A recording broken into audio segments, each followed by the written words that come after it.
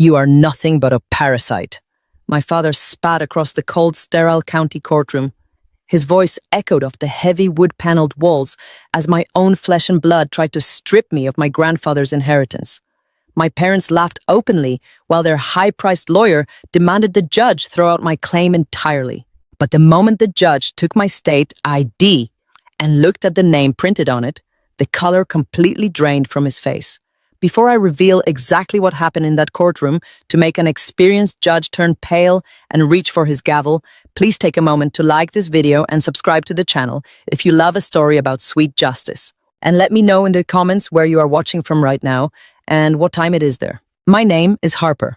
I am 29 years old, working as a freelance bookkeeper and a certified state notary. For years, I was the reliable, invisible workhorse of my family, balancing ledgers late into the night just to keep a roof over my parents' heads while they treated me like an afterthought. But 2 months ago, I found myself standing completely alone at the plaintiff's table in a high-stakes inheritance dispute. Across the aisle, my biological parents, Richard and Sandra, were smirking at me with absolute contempt. Standing proudly beside them was my older sister, Brittany, and her husband, Marcus. Marcus is a highly paid African-American corporate attorney who loves wearing custom-tailored suits and dropping his prestigious firm's name into every conversation to prove his superiority. Right now, he was acting as their legal counsel, meticulously presenting a case designed to absolutely destroy my life. My father pointed his finger directly at my face, loudly declaring to the court that I was a greedy parasite trying to steal their rightful millions. Marcus confidently smoothed his silk tie and slid a legally binding will across the judge's bench.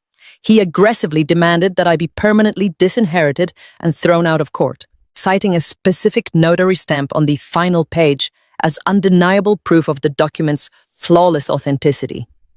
I did not cry. I did not scream or beg for mercy. Instead, I calmly walked up to the bench and handed Judge Henderson my state-issued identification card. The courtroom fell dead silent as the judge looked down at the simple piece of plastic in his hand. He read the legal name printed on my ID, then slowly shifted his gaze to the bright red notary seal stamped at the bottom of Marcus's so-called ironclad will. I watched his eyes dart back and forth between the two documents. The blood vanished entirely from Judge Henderson's face. He realized in real time that he was not presiding over a simple family inheritance dispute. He was actively witnessing a massive multi-million-dollar felony fraud orchestrated by the very lawyer standing confidently in front of him. To understand exactly how my family's bottomless greed led them straight into this devastating trap, I need to rewind the clock 2 months and tell you how this nightmare truly began. I lived my life in a state of perpetual exhaustion. Every morning, my alarm would blare at 5 o'clock before the sun even thought about rising. I would pull myself out of a cheap mattress, make a pot of strong black coffee, and sit down at a desk illuminated only by the harsh blue light of my computer monitor. I worked as a freelance bookkeeper and a certified state notary. On paper, it sounds like a stable, respectable career, but in reality, it was a relentless grind. I worked 60 grueling hours a week, balancing complex ledgers for local construction companies, family-owned restaurants, and independent contractors. I tracked every penny they spent, reconciled their accounts, and ensured their payrolls were perfectly executed. But the tragic irony of my life was that despite managing hundreds of thousands of dollars for other people, I barely kept anything for myself. Almost every dollar I earned went straight into a black hole of familial obligation. I paid my parents' mortgage without fail. On the first of every single month, I would open my banking app, watch my hard-earned balance plummet, and transfer $2,000 to their lender. I paid their exorbitant utility bills.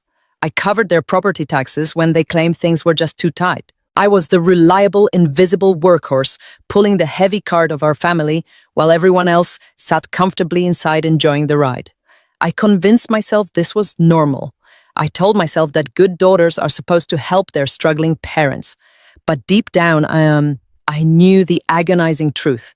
I was desperately trying to buy my place in a family that never truly wanted me. I was not treated like a daughter.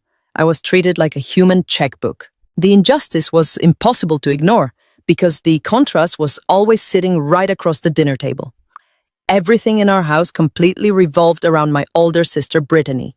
From the moment we were children, she was the undeniable golden child. My parents treated her like a rare, fragile investment that required constant resources and endless nurturing. Growing up, Brittany got the brand new clothes, the expensive private tutors, and the out-of-state college tuition paid in full without a single complaint. I got her faded hand-me-downs and a brief pat on the back as I was forced to take out massive student loans just to attend a local community college. If Brittany had a minor cold, the entire household shut down to cater to her needs. If I worked a 14-hour double shift and came home shaking with fatigue, I was told to keep quiet because Brittany was trying to sleep. You do not praise the refrigerator for keeping your food cold. You just expect it to function perfectly in the background. That was exactly my role. I was expected to function silently and efficiently so all the sunlight could fall directly on my sister. The dynamic only grew more toxic when Brittany brought home Marcus. Marcus was a highly paid corporate attorney, and he made absolutely sure no one in the room ever forgot it. He was a polished African-American man who wore $3,000 custom-tailored suits to casual Sunday afternoon family barbecues. He wore luxury watches and flashed an arrogant smile that made my stomach turn.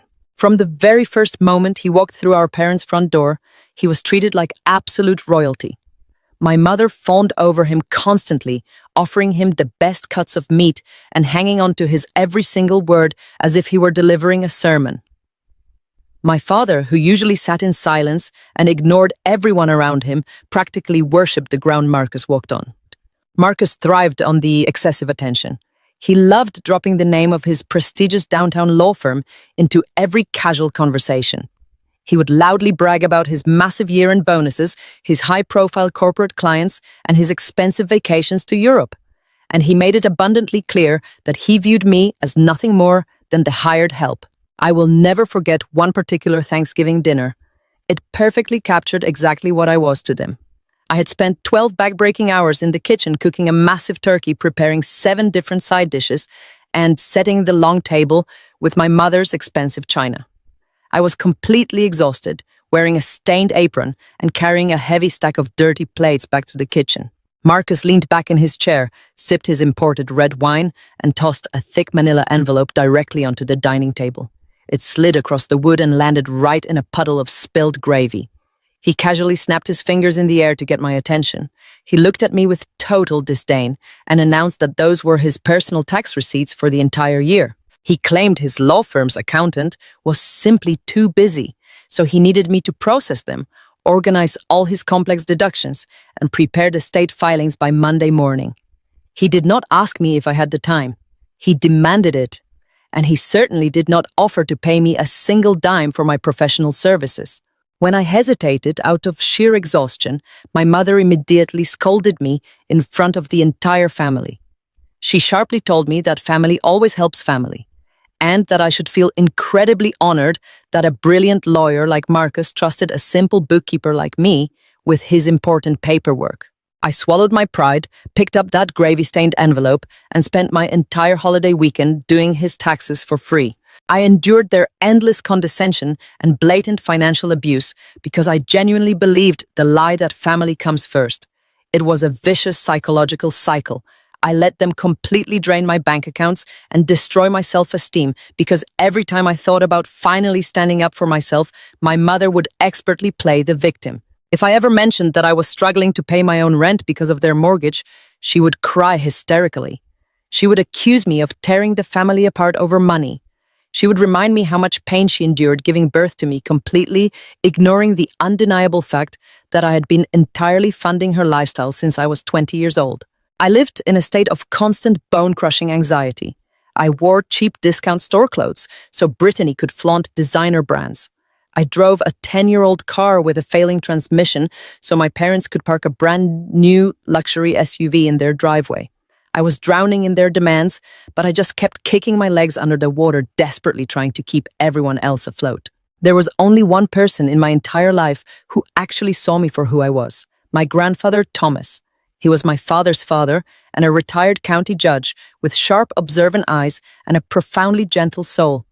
Grandpa Thomas was a man built entirely on integrity, logic, and truth. He had spent 40 years on the bench, separating cold, hard facts from manipulative lies, and he saw right through the suffocating, toxic dynamic of our family. He absolutely refused to participate in the blind worship of Brittany or the excessive fawning over Marcus. To me, he was an absolute sanctuary. Every Sunday afternoon, I would escape my chaotic life and drive to his quiet, beautiful estate on the edge of town. We would sit together on his wooden back porch, drinking hot black tea and watching the birds gather in his garden. He would listen intently as I talked about my difficult bookkeeping clients, my secret dreams of starting a real independent financial consulting firm, and my silent, agonizing struggles with my parents. He would put his large, weathered hand over my trembling one and tell me I was brilliant. He told me I was the strongest, most capable person he had ever known. He constantly warned me that my parents and my sister were parasites, slowly draining my life away. He urged me to be brave and break free from their chains. I loved that old man more than words could ever possibly describe. He was the father I truly deserved, and the only source of unconditional love I had ever known. But life is incredibly cruel. Just when I thought I had an unbreakable anchor holding me steady, my entire world suddenly shattered into a million pieces. Grandpa Thomas suffered a massive unexpected stroke. His physical and mental decline was sudden, terrifying, and irreversible.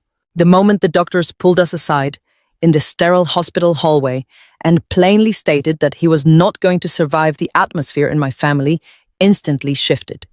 The change was chilling. They did not shed a single tear for the loss of a wonderful, honorable man.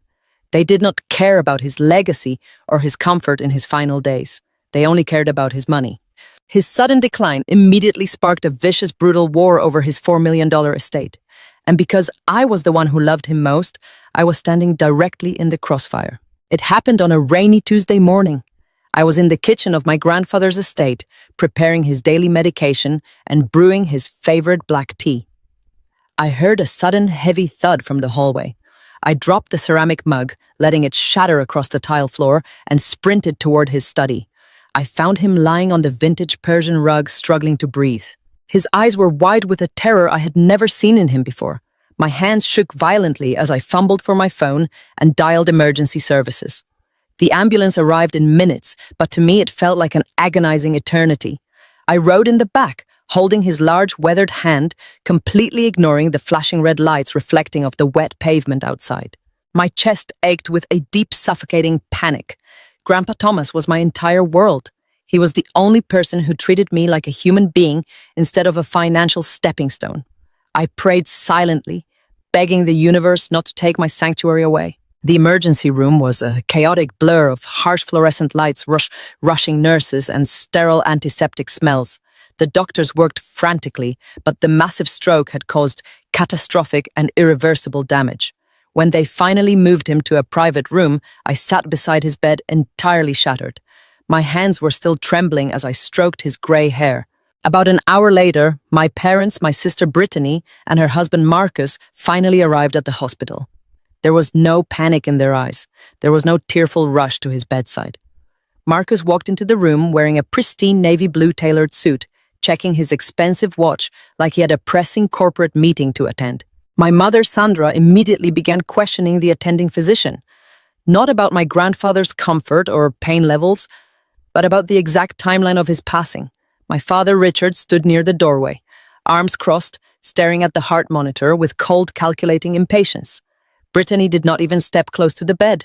She stood safely in the corner, texting rapidly on her phone. They looked like a group of wealthy investors waiting for a corporate merger to finalize. I sat there holding my grandfather's hand, disgusted by their blatant lack of empathy.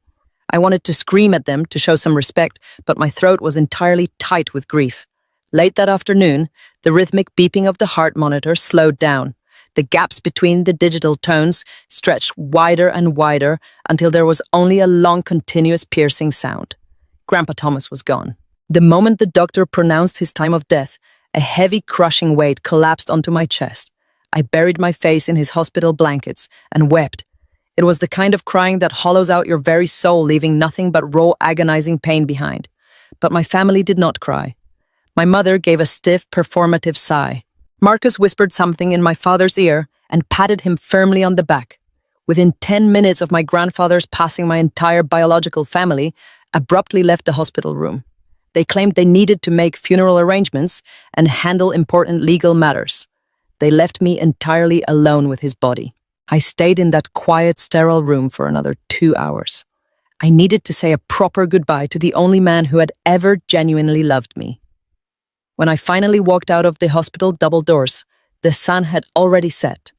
The night air was biting and cold, stinging my tear-stained cheeks. I was completely physically and emotionally exhausted. Every muscle in my body ached. All I wanted to do was drive back to his beautiful estate, the place that had been my safe haven and my permanent home while I cared for him. I just wanted to curl up in my bed, surrounded by the familiar scent of his old books and pipe tobacco, and try to process the massive void his death had created in my life. I drove slowly through the darkened streets, my mind entirely numb. But when I finally turned onto his long winding driveway, my exhausted brain struggled to comprehend the scene unfolding in front of me. The massive floodlights illuminating the front of the estate were blazing brightly. Marcus's sleek black luxury sedan was parked aggressively across the walkway, blocking my usual spot. My parents' heavy SUV was parked right behind it. I put my old beat-up car in park and stepped out into the cold night air. The front door of the estate was propped wide open. I could hear the loud whirring sound of a power drill echoing through the quiet neighborhood. I hurried up the stone steps, my heart pounding furiously against my ribs.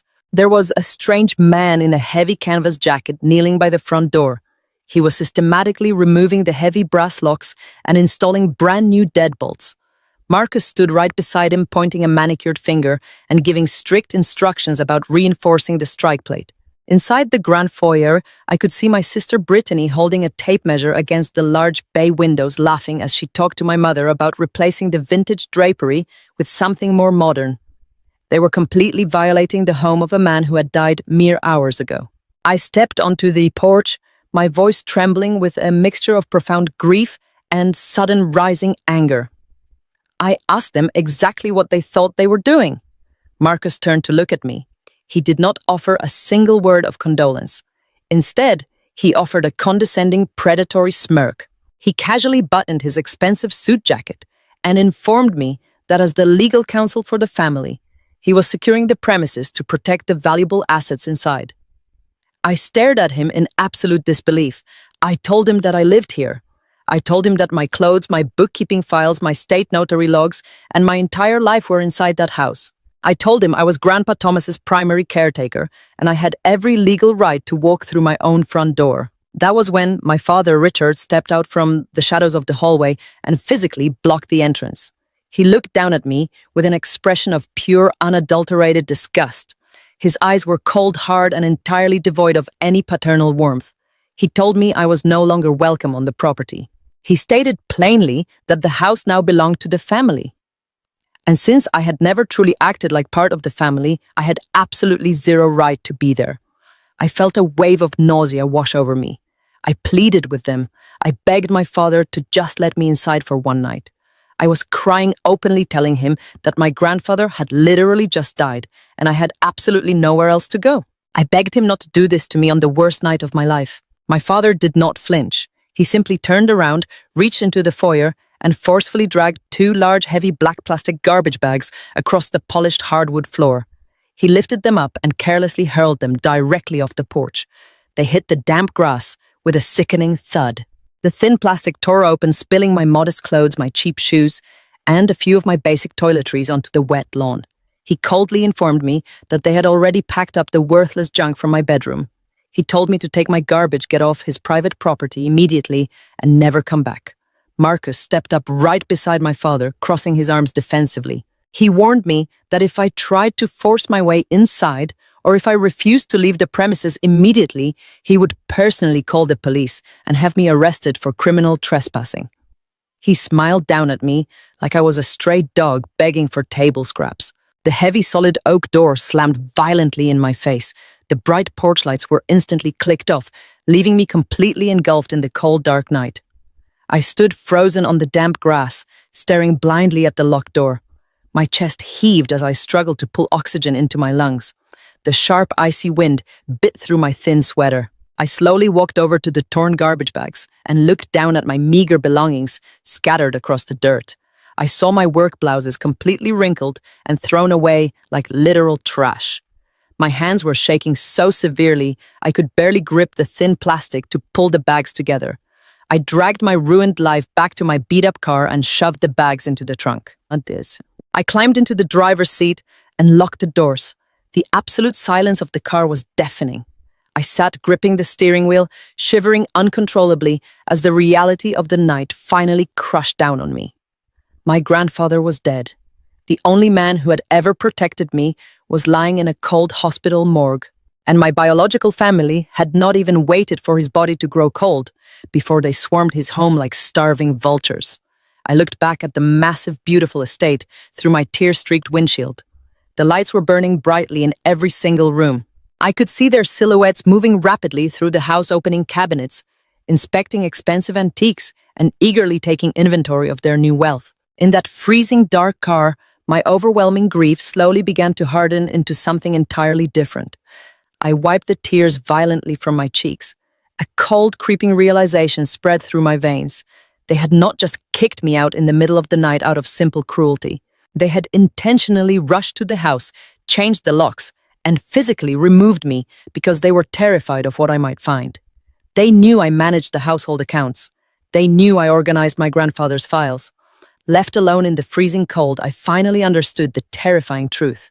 My family was not just evicting a daughter they despised. They were systematically, meticulously, and ruthlessly staging a complete hostile takeover of a $4 million estate.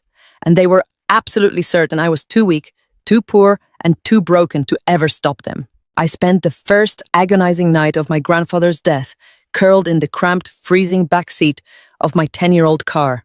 The temperature had dropped near freezing, and the relentless Seattle rain pounded against the thin metal roof like a cruel, mocking drumbeat. I had nothing but a damp trench coat to pull over my trembling shoulders. My 2 ripped garbage bags of belongings sat heavily in the passenger seat, smelling strongly of wet earth and crushed pride from where my father had hurled them onto the lawn.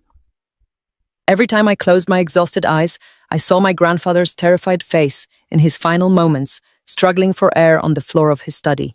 Then the image would violently shift, twisting into the smug, victorious faces of my parents and my sister standing on his grand porch. I did not sleep a single minute. I lay there shivering uncontrollably, listening to the wind howl and feeling a profound, suffocating sense of isolation. My family had not just abandoned me. They had actively, maliciously erased me. The physical pain radiating through my spine from lying across broken car springs was absolutely nothing compared to the deep, agonizing ache in my chest. Grandpa Thomas was gone. My only true sanctuary was permanently gone. I was 29 years old, completely homeless, and entirely alone in a world that suddenly felt incredibly dangerous. As the early morning light slowly began to filter through the rain-slicked windows, my intense grief began to crystallize into a terrifying, desperate reality. I had no money for a hotel room. I had no access to my physical bookkeeping files. My entire life had been locked away behind the heavy oak doors of the estate by the very people whose mortgage I had been paying for years. By 7 in the morning, my phone battery was dangerously low, dipping into the red warning zone, but I desperately needed to know what Marcus was planning. Marcus was not the kind of man to leave loose ends. As a high-powered corporate attorney, he moved with ruthless, predatory efficiency. I drove my sputtering car to a nearby fast food restaurant and bought the cheapest black coffee on the menu, just so I could legally use their restroom. I stared at my pale, exhausted face in the cracked bathroom mirror, splashing freezing water onto my swollen eyes, trying to force myself to wake up. While my family was likely waking up in my grandfather's luxurious guest rooms wrapped in expensive linens, I was standing in a filthy public restroom trying to survive. I walked out to the dining area, sat in a sticky plastic booth, and connected my phone to their weak public Wi-Fi. I navigated straight to the county probate court portal. My hands shook so violently, I could barely type my grandfather's name into the search bar. I desperately told myself it was simply too soon. It had not even been 24 hours since his kind, generous heart had officially stopped beating. The county court system moved slowly. Surely Marcus had not had the time or the audacity to file anything official yet. I was completely wrong. Marcus had clearly been preparing for this exact catastrophic moment for months.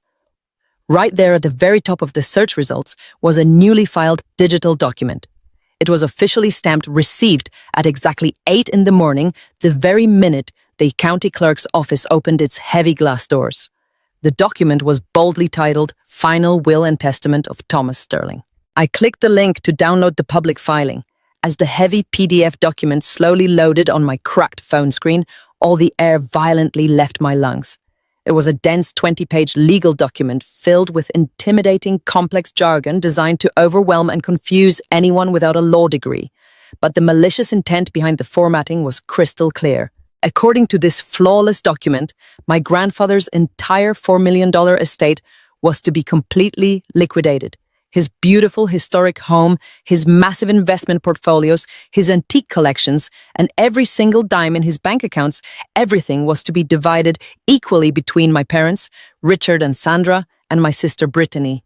They had secured it all. I scrolled down frantically, my thumb swiping across the glass, searching desperately for my name. When I finally found it buried deep in the text, the words hit me like a physical, devastating blow to the stomach. There, in stark black and white ink, was a highly specific, meticulously worded exclusion clause. It read, I deliberately leave absolutely no provision for my disappointing and estranged granddaughter Harper. I ask that she be legally barred from attending my memorial services and removed from my property immediately. I stared at the harsh, glowing screen, completely paralyzed by the sheer cruelty of the statement. Disappointing and estranged. Those were absolutely not my grandfather's words. Grandpa Thomas was a man of immense vocabulary and profound unconditional grace. He called me his brilliant girl. He called me his safe harbor just as much as he was mine. He would never in a million years use a cheap, venomous phrase like disappointing and estranged. The wording reeked of my mother's petty, lifelong bitterness. It was Sandra's toxic voice perfectly seamlessly translated into binding legal formatting by Marcus. They had actually sat down together, possibly while my grandfather was still breathing, and deliberately orchestrated a document designed to inflict maximum psychological damage while legally stripping me of everything I had ever known. I zoomed in aggressively on the final page of the document, desperately trying to find a fatal flaw. I prayed to find some obvious mistake, some glaring typo that would instantly prove it was a fraudulent fake. But Marcus was a meticulous, terrifying opponent who knew the legal system inside and out. The signatures at the bottom looked remarkably identical to my grandfather's familiar looping cursive. The witness signatures belonged to people I did not even recognize, most likely junior associates or paralegals recruited directly from Marcus's downtown firm. And then my eyes fell on the absolute worst part. At the very bottom of the last page, pressed firmly and clearly next to the formal date, was a bright, crisp official state notary seal. It was perfectly placed, perfectly inked, formally establishing the document's absolute, unquestionable legal authenticity in the eyes of the court. My heart plummeted completely into my stomach. I knew exactly how the law worked. I am a licensed state notary myself. A fully notarized will submitted by a licensed practicing attorney is considered absolutely ironclad by the county probate courts. Challenging a monumental document exactly like this would realistically require tens of thousands of dollars in upfront legal fees. It would require hiring costly expert handwriting analysts, coordinating sworn testimonies, and surviving a protracted, brutal court battle that could drag on for years. My family knew exactly what they were doing. They knew I was entirely broke. They knew I had spent every extra dime I ever earned dutifully paying their mortgage and keeping their lights on. They had deliberately bled me dry financially for years, precisely so I would never ever have the resources to fight back when this dark day finally came. They had engineered a perfectly flawless, inescapable legal trap. I sat alone in that cheap plastic restaurant booth, staring blankly at my cold, untouched coffee, feeling an overwhelming, suffocating sense of defeat. The sheer massive scale of their calculated cruelty was entirely paralyzing. They had not just stolen my grandfather's financial legacy, they had stolen my human dignity. They had legally, permanently cemented the horrific lie that I was a worthless failure whom my own grandfather actively despised. I wanted to put my heavy head down on the sticky laminate table and just give up entirely. I wanted to close my eyes and simply disappear from the world. But as the hot tears threatened to spill over my eyelashes once again, I suddenly thought about the way Marcus had arrogantly smirked at me from the warm, brightly lit porch. I thought about my father casually tossing my life onto the wet grass like I was nothing more than garbage. I could not let them win this easily. I could not let them completely rewrite the truth of who I was and the profound love my grandfather had for me. But to fight a massive legal war, you need serious weapons. And right now, I did not even have a safe place to sleep. I took a deep, shaky breath, forcing the panic down into my chest, and forced myself to think practically. I was a freelance bookkeeper. If I missed my critical payroll deadlines today, my clients would rightfully fire me. If I lost my only source of income, I would truly end up permanently on the streets. My laptop was safely locked inside the trunk of my car, but I desperately needed a reliable, stable internet connection to access my cloud-based accounting software and manage my client ledgers. I quickly gathered my things, threw away my cold coffee, and walked back out to my car. I wiped my face roughly, took one last deep, steadying breath, and drove straight toward the county public library. I needed to log into my professional files just to survive the day. I had absolutely no idea that what I was about to find, buried deep inside those digital files, would unexpectedly hand me the exact key to completely destroying their perfect, flawless crime. The drive to the county public library was an agonizing blur of gray skies and relentless pounding rain. I parked my battered car in the furthest desolate corner of the lot, praying the failing battery would actually start again when I needed it to. I pulled my damp trench coat tighter around my trembling shoulders, shielding my laptop bag from the bitter downpour as I made a mad, desperate dash for the heavy glass doors. Inside the library smelled of old paper and damp wool. The harsh fluorescent lights buzzed aggressively overhead, illuminating the worn carpets and the quiet desperation of people seeking temporary shelter from the freezing cold. I found a secluded, empty desk in the very back corner of the reference section, entirely hidden behind towering, dusty shelves of legal encyclopedias. I sat down on the hard wooden chair and let out a long, shaky breath. My entire body physically ached from sleeping completely contorted across the broken springs of my back seat. My eyes burned fiercely from crying, and my stomach twisted with a hollow, sickening hunger. But I absolutely refused to surrender to the physical pain. I had 3 major corporate clients depending on me to process their monthly payroll by noon. If I failed to deliver those numbers, I would rightfully lose my contracts. If I lost my contracts, I would permanently lose my only remaining lifeline and officially end up on the streets. I opened my laptop and connected to the unsecured public Wi-Fi.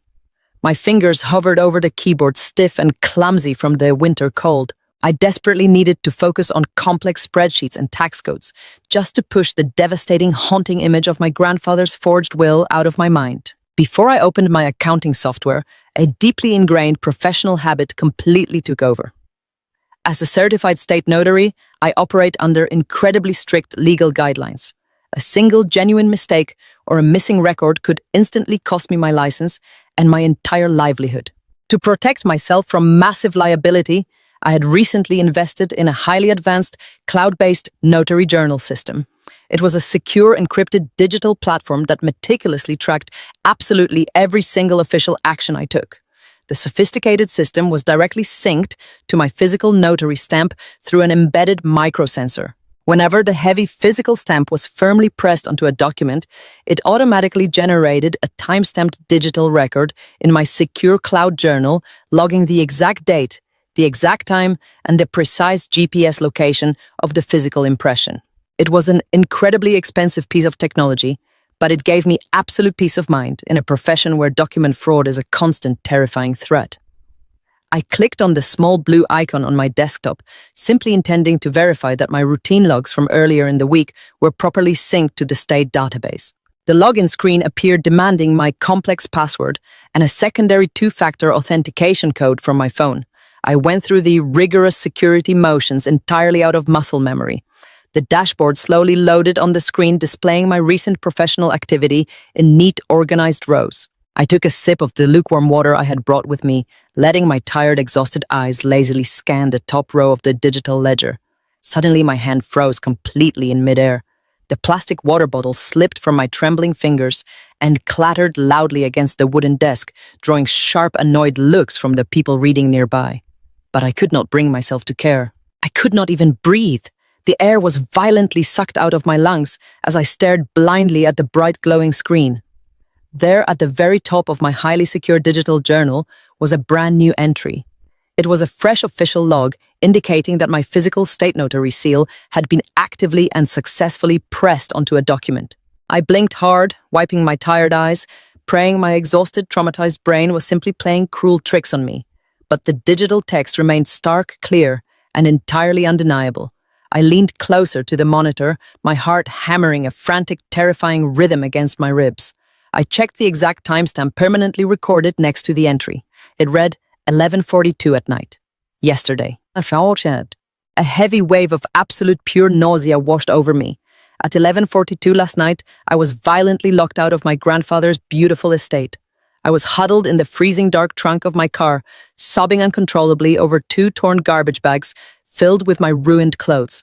I was miles away from my warm home office, miles away from my desk, and miles away from the heavy locked mahogany drawer where I strictly kept my official state notary stamp. I stared at the precise digital timestamp and the GPS coordinates permanently etched into the unalterable cloud server. The location pinged directly to my grandfather's address. It was the exact house where my parents and my sister had aggressively barricaded themselves inside. The devastating reality of what had occurred inside that house while I was freezing in the driveway began to piece itself together in my mind like a terrifying cinematic thriller. My biological family had not just been aggressively celebrating their hostile takeover of a $4 million estate. They had been actively, methodically hunting through my personal belongings. I could vividly picture Marcus with his custom-tailored suit and his arrogant, predatory smirk walking into my private home office. I could perfectly see my mother, Sandra, eagerly pointing out the locked drawer where she knew I kept my sensitive professional supplies. They had completely ransacked my sanctuary. They had forcefully broken into my locked desk drawer, specifically looking for my official seal. Marcus, being a highly paid corporate attorney, absolutely knew that a will of that massive magnitude required a verified registered notary stamp to quickly pass through the county probate courts without raising immediate red flags. He needed it to look completely flawless. He needed the forgery to look utterly undeniable to any judge who glanced at it. They had found my stamp, pressed it firmly against the bottom of that fraudulent 20-page document, and smiled at their own perceived brilliance. They felt entirely invincible. In their arrogant, malicious minds, I was nothing more than a pathetic, subservient waitress playing at being a bookkeeper. To Marcus, I was just uneducated, hired help who processed his tax receipts for free at family barbecues. To my father, Richard, I was just a quiet, disposable parasite. They genuinely firmly believed that I used cheap, outdated ink pads and simple paper ledgers like an amateur. They assumed I was far too passive, far too intimidated, and far too ignorant to utilize advanced encrypted cloud technology. They completely underestimated me. They never once paused to consider that a woman who works 60 hours a week managing complex corporate finances might heavily invest in automated digital security. They thought they had successfully executed the absolute perfect crime, leaving absolutely zero physical evidence behind. They had no idea that the very moment Marcus pressed my physical stamp onto that fraudulent paper, a silent digital alarm had instantly verified and permanently recorded their exact crime in a secure offshore server they could never access, manipulate, or erase. I sat perfectly still in the quiet, isolated corner of the public library, completely paralyzed by the sheer, breathtaking magnitude of their betrayal. My own flesh and blood, the people who were supposed to love and protect me, had not just stolen my beloved grandfather's entire legacy. They had actively, maliciously chosen to frame me for it. They had stolen my professional identity. They had intentionally used my legal name and my state-issued credential to authorize the massive theft of $4 million. If the court ever discovered the will was fake without knowing the entire truth, I would be the one facing severe criminal charges. I would be the one permanently losing my license. I would be the one going to federal prison while they walked away completely free and fabulously wealthy. They were fully prepared to entirely destroy my life and my freedom just to buy Marcus another luxury car and my sister another designer wardrobe. The profound sorrow that had been suffocating me since my grandfather's final breath completely evaporated. It vanished into the cold, damp library air, leaving absolutely no trace of the weak, obedient daughter they had so easily discarded. The intense burning grief in my chest instantly transformed into something hard, cold, and incredibly dangerous. I carefully downloaded the encrypted digital log, saved it to 3 separate secure cloud drives, and printed a hard physical copy using the library's public printer. I held the warm paper in my trembling hands, tracing the undeniable technological proof of their guilt. The realization hit me like a massive, unstoppable freight train.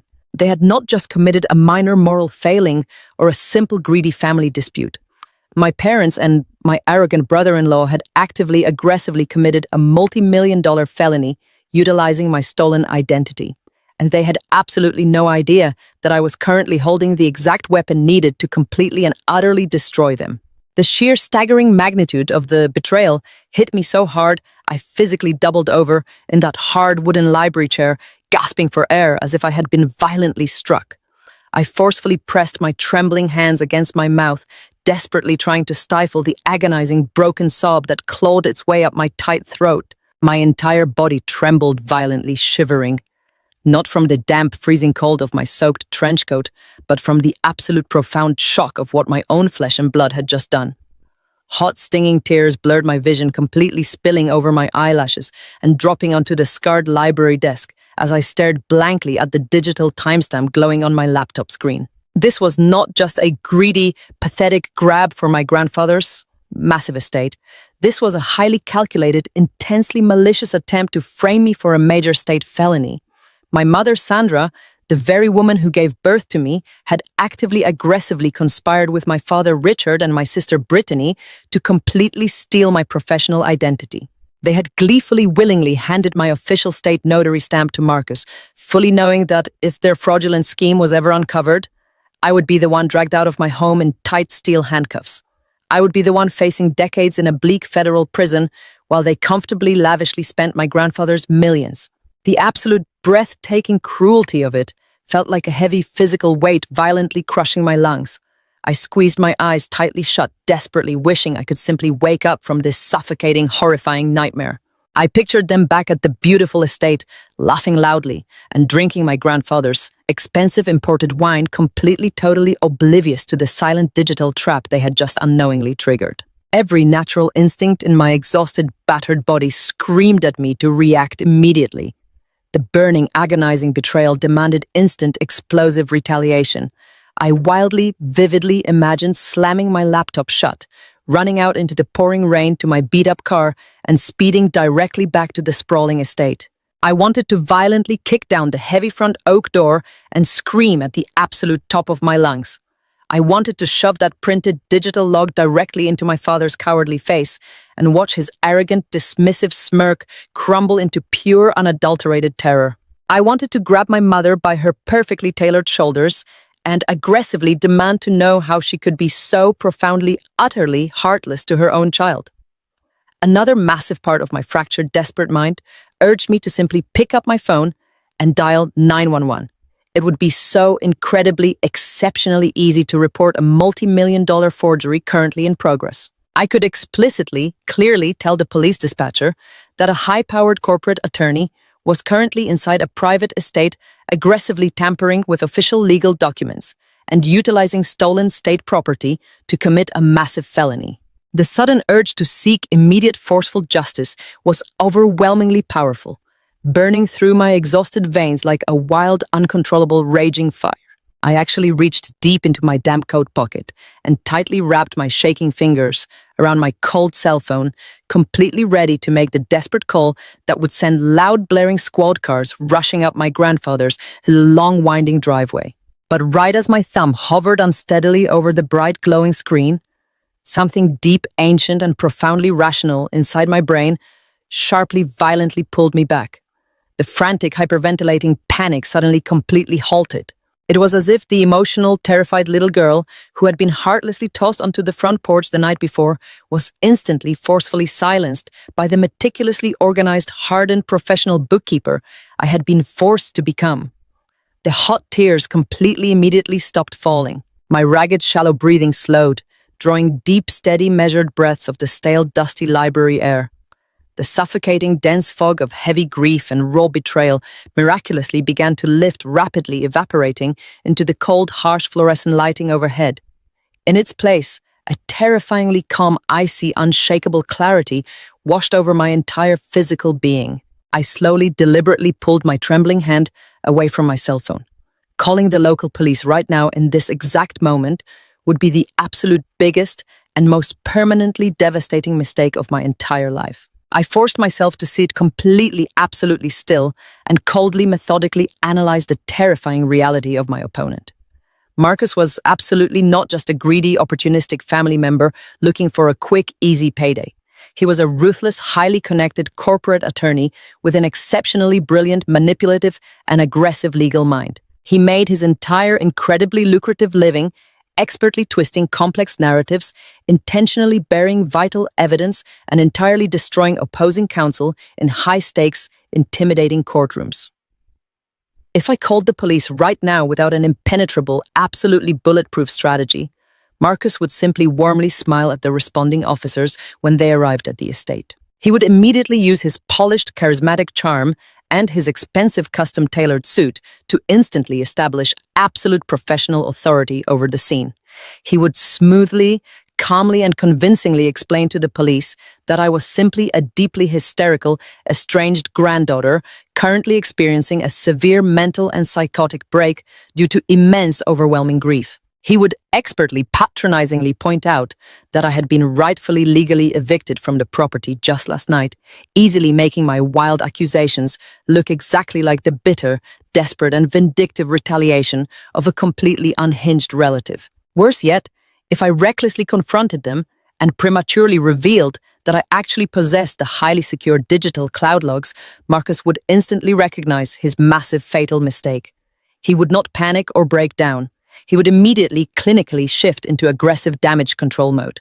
As a brilliant tactical legal shark, he would instantly file the massive emergency injunctions and restrictive motions to legally suppress my digital evidence, loudly claiming in court that I had somehow illegally hacked into the system or fraudulently manipulated the digital timestamps myself. He would readily use his massive, vast financial resources and his powerful firm to hire incredibly expensive, aggressive cybersecurity experts to cast completely fabricated, convoluted doubts on the fundamental integrity of my cloud-based notary platform. He would forcefully, ruthlessly bury me under a massive, suffocating mountain of aggressive civil lawsuits, deliberately draining what little survival money I had left until I was completely, permanently, mentally, and financially broken. He would expertly, legally frame me as a rogue, completely disgruntled bookkeeper who was desperately, pathetically trying to steal millions from her own innocent, grieving parents. The county court judges would look at an established,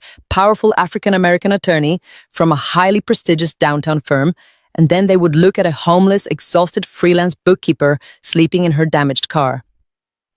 I knew exactly who the justice system would inherently automatically believe without an absolute towering mountain of undeniable, indisputable, and flawless proof. I sat perfectly, rigidly straight in that hard wooden chair, my spine fully aligning with a newfound, incredibly powerful resolve. The pathetic, weak shivering completely permanently ceased. The overwhelming, crushing heartbreak I had felt just moments ago was totally, entirely replaced by a cold, highly calculating and utterly ruthless determination. My biological family had spent my entire life treating me like a pathetic, weak, completely invisible servant. They genuinely, deeply believed I was a disposable, worthless parasite, a naive, stupid girl who would simply quietly roll over and accept her miserable fate while they violently stole the only true sanctuary I had ever known. But they had profoundly, spectacularly, and fatally miscalculated their target. I was not just the quiet, obedient daughter who perfectly balanced their checkbooks and quietly paid their utility bills out of blind, misplaced familial loyalty. I was a trained professional who fundamentally understood the absolute, undeniable, devastating power of meticulous, flawless documentation. I understood exactly how to secretly track hidden assets, expertly expose massive hidden liabilities and permanently legally lock down volatile digital evidence. They thought they had perfectly flawlessly successfully executed the ultimate invisible crime, but they had actually blindly, foolishly handed me the exact precise weapon I desperately needed to completely thoroughly destroy their arrogant lives. I slowly began to form a highly specific, incredibly calculated, aggressive strategy in my sharply focused mind. I could not simply loudly expose them to the authorities. I had to completely, totally trap them in a massive lie. I had to let them fully legally commit to their massive multi-million-dollar fraud. I had to let Marcus arrogantly, confidently walk into a crowded county courtroom stand proudly before a sworn presiding judge and officially permanently submit that forged document into the permanent binding legal record. The exact moment he officially submitted the fraudulent will, he would be permanently, irreversibly crossing the line from a quiet private family theft into a highly visible, strictly documented major federal felony.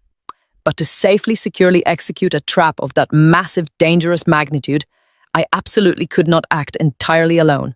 I deeply needed an absolute massive titan of the legal world firmly standing on my side. I needed someone who commanded exactly the same level of intense, absolute respect in the courtroom as Marcus pretended to command, but with decades of genuine, unshakable, flawless integrity backing them up. I needed someone who knew my grandfather intimately, someone who understood exactly, precisely what my greedy family was truly capable of, and someone who possessed the aggressive, unstoppable legal power to drop an inescapable heavy steel cage right on top of their heads. I carefully, deliberately closed my cloud journal, triple-checking that the highly encrypted backup files were perfectly secured across 3 completely separate remote servers. I meticulously, thoroughly wiped my entire search history from the public library network, ensuring absolutely zero digital footprint was left behind for Marcus to ever find. I packed my heavy laptop securely into my worn leather bag, moving with a calm, precise, deliberate precision I had never truly experienced before. I was no longer the broken, discarded, helpless daughter freezing on a wet suburban lawn. I was a highly trained tactical professional, actively, meticulously preparing for an absolute, total, and completely devastating war. I walked out of the quiet, dusty library, back into the relentless, pounding Seattle rain. But I did not feel the bitter, stinging cold anymore. I marched directly to my beat-up car and turned the key in the ignition, listening to the old engine struggle briefly before finally roaring loudly to life. I put the car in drive and pulled quickly out of the grey parking lot, steering deliberately, steadily toward the towering downtown financial district. I knew exactly who I desperately needed to see to build this inescapable legal cage, and I knew she would be the one single person entirely capable of bringing my ruthless, toxic family permanently and totally to their knees. I drove straight into the heart of the bustling downtown financial district, my hands gripping the steering wheel so tightly my knuckles were completely white. The relentless, freezing Seattle rain aggressively battered my windshield, but the icy, focused determination expanding in my chest burned significantly hotter than the bitter weather outside. I deliberately bypassed the towering modern glass skyscrapers that housed massive, arrogant corporate law firms, exactly like the one Marcus constantly loudly bragged about, and headed directly for a much older, significantly more established part of the historic city. I pulled up to a beautifully preserved, heavy brick building that safely housed the private legal offices of Patricia Hayes. Patricia was an incredibly highly respected veteran estate lawyer, an absolute ruthless shark in the county courtroom, and most importantly, she was my beloved grandfather Thomas's oldest and most fiercely loyal, trusted friend. They had originally met over 40 long years ago when they were both young, incredibly hungry attorneys, aggressively fighting for true justice in the local public defender's office. While my grandfather eventually took the bench and became a highly respected, honorable county judge, Patricia meticulously built a massively successful independent private practice, exclusively representing the quiet, powerful old wealth of the entire city.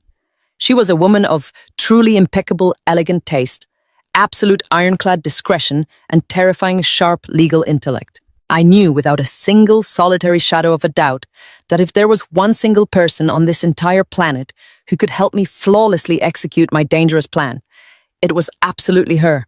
I walked straight through the heavy, thick mahogany double doors of her firm, dripping wet, and physically completely exhausted, but entirely mentally focused. Her front receptionist, a very kind older woman who had known me since I was a little girl, immediately saw the desperate, serious look on my face and quickly, silently ushered me straight back into Patricia's private back office without asking a single question. Patricia was sitting calmly behind her massive, perfectly polished walnut desk, carefully reviewing an incredibly thick stack of complex legal briefs. She wore her signature, meticulously tailored emerald green suit, her silver hair perfectly elegantly styled. When she looked up and suddenly saw me standing quietly in her doorway, soaking wet and visibly physically trembling, she immediately dropped her heavy gold fountain pen onto her desk. She quickly stood up, completely bypassed the heavy wooden desk, and pulled me into a fierce, incredibly warm embrace. I had not allowed myself to truly, deeply feel the genuine comfort of another human being since my grandfather took his last ragged breath, and for a brief, dangerous, incredibly fragile second, I almost let myself completely break down and openly sob. But I forcefully swallowed the heavy, painful lump in my tight throat and deliberately pulled back. I told her plainly that I absolutely did not have time to cry today. I told her we had a massive, catastrophic legal problem on our hands and I needed her highest-level professional help immediately. I sat down in the plush, oversized leather chair directly across from her desk, pulled my heavy, damp laptop from my bag, and quickly booted it up. I did not give her a long, dramatic, emotional speech about how incredibly hurt I was by my parents' toxic behavior. I simply calmly turned the glowing screen around so it faced her directly and pointed a steady finger to the highly secure encrypted digital cloud logs I had just recently downloaded from the public library. I watched Patricia lean slightly forward, carefully adjusting her reading glasses as her sharp, highly intelligent eyes rapidly, efficiently scanned the specific digital timestamps, the exact GPS coordinates, and the highly official state notary identification number permanently logged on the screen. I clinically explained exactly what the raw digital data meant. I told her exactly how Marcus and my biological parents had forcefully, maliciously locked me out of the estate the night before, completely ransacked my private home office, stolen my physical notary stamp, and aggressively forged my grandfather's final will and testament specifically to steal his entire $4 million estate. I held my breath, completely terrified that she might somehow doubt my wild story or immediately suggest we recklessly call the local police right this very second. Instead, a dark, incredibly terrifying fury slowly, completely washed over Patricia's elegant face. She did not express a single ounce of doubt or disbelief. She knew my grandfather better than anyone else alive, and she knew exactly precisely the kind of venomous, greedy financial parasites my biological parents truly were. She slowly took off her reading glasses and set them down on the desk with a sharp, incredibly deliberate click that echoed in the quiet room. She looked me dead in the eye and plainly, coldly stated that my family had just officially committed a massive textbook federal felony. She meticulously, precisely outlined the incredibly severe legal reality, completely confirming my absolute darkest suspicions. If Marcus actually formally submitted that forged, fraudulent document into the county probate court, he would be legally, officially committing perjury, intentionally submitting false evidence, and actively, legally executing a massive multi-million-dollar fraud against the state. It was an absolute career-ending, life-destroying, incredibly foolish move for any attorney to make. She highly praised my absolute brilliant foresight in securing the digital cloud logs, completely validating my difficult decision to remain entirely quiet and thoroughly gather the concrete, undeniable evidence before aggressively confronting them. She told me I had played the incredibly dangerous situation perfectly by not tipping my hand to a ruthless corporate shark like Marcus, who would have instantly destroyed the evidence. I finally felt a massive, crushing, suffocating weight completely lift off my exhausted, aching shoulders. I was not crazy. I was not a hysterical, grieving, weak granddaughter. I was currently holding the exact, precise, flawless weapon needed to secure absolute total justice. But then Patricia did something entirely, completely unexpected. Her fierce, incredibly angry expression suddenly shifted into something profoundly, incredibly gentle and deeply, intensely knowing. She told me that while my digital cloud evidence was absolutely spectacular and entirely legally damning, it was actually completely unnecessary to legally prove the heavy document was a total fake. I stared at her in total, absolute, utter confusion. My heart hammered a frantic, terrifying rhythm against my ribs as she slowly, deliberately stood up from her desk and walked over to a beautiful, incredibly expensive antique painting hanging on the far wall of her private office. She gently, carefully swung the heavy wooden frame open, revealing a modern, highly secure, incredibly thick steel wall safe hidden entirely out of sight. She expertly quickly punched in a complex, lengthy digital code, and the heavy steel door loudly clicked open with a quiet, smooth, mechanical hum. She reached deep inside and carefully pulled out an incredibly thick, heavy manila envelope that was heavily, securely sealed with bright red hardened wax. She walked back to her desk and gently, carefully placed the sealed, heavy file directly on the polished wood, exactly in front of me. She looked at me with a profound, intense mixture of immense, glowing pride and deep, heartbreaking sorrow, and told me it was finally, officially time to reveal a massive secret she and my grandfather had kept deeply, securely, completely buried for over an entire year. She told me to firmly break the heavy red wax seal. My hands were shaking so incredibly violently, I could barely manage to tear the thick, heavy paper open. Inside the envelope was a massive, dense stack of incredibly formal legal documents, completely filled with my grandfather's familiar, beautiful looping signatures.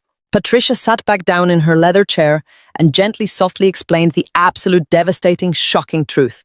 A little over a full year ago, my grandfather had secretly, quietly discovered the absolute, incredibly shocking extent of my biological parents' total financial depravity. For many years, they had not just been aggressively, ruthlessly bleeding me dry just to pay their basic, everyday household mortgage.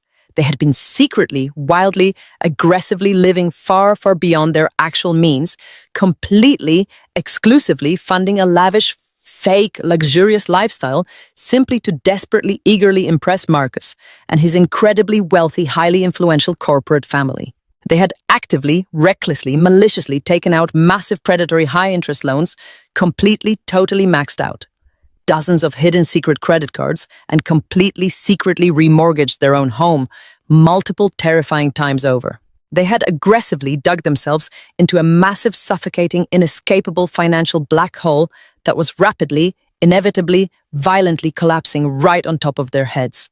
When they could absolutely no longer hide the terrifying, massive mountain of toxic debt, they had actually come crawling directly to my grandfather, desperately begging him to completely financially bail them out. They shamelessly, aggressively threatened that if they completely, totally lost their home and their pathetic, fake social status, it would entirely publicly humiliate Brittany and permanently, totally ruin her perfect, wealthy, incredibly important marriage to Marcus.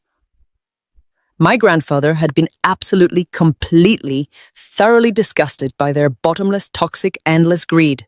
But he was incredibly, deeply, profoundly terrified of exactly what they might actively try to violently, forcefully extract from me if they completely, totally went completely bankrupt. He knew they strictly viewed me as absolutely nothing more than a pathetic, disposable, totally compliant human ATM. He knew they would aggressively, ruthlessly guilt-trip me, emotionally, manipulate me, and completely, entirely drain my small, hard-earned, quiet life savings until I was completely, permanently, financially broken right alongside them. To permanently, completely, legally, and flawlessly protect me from their impending total financial apocalypse, my grandfather Thomas quietly orchestrated a brilliant, incredibly ruthless legal maneuver of his own absolute design.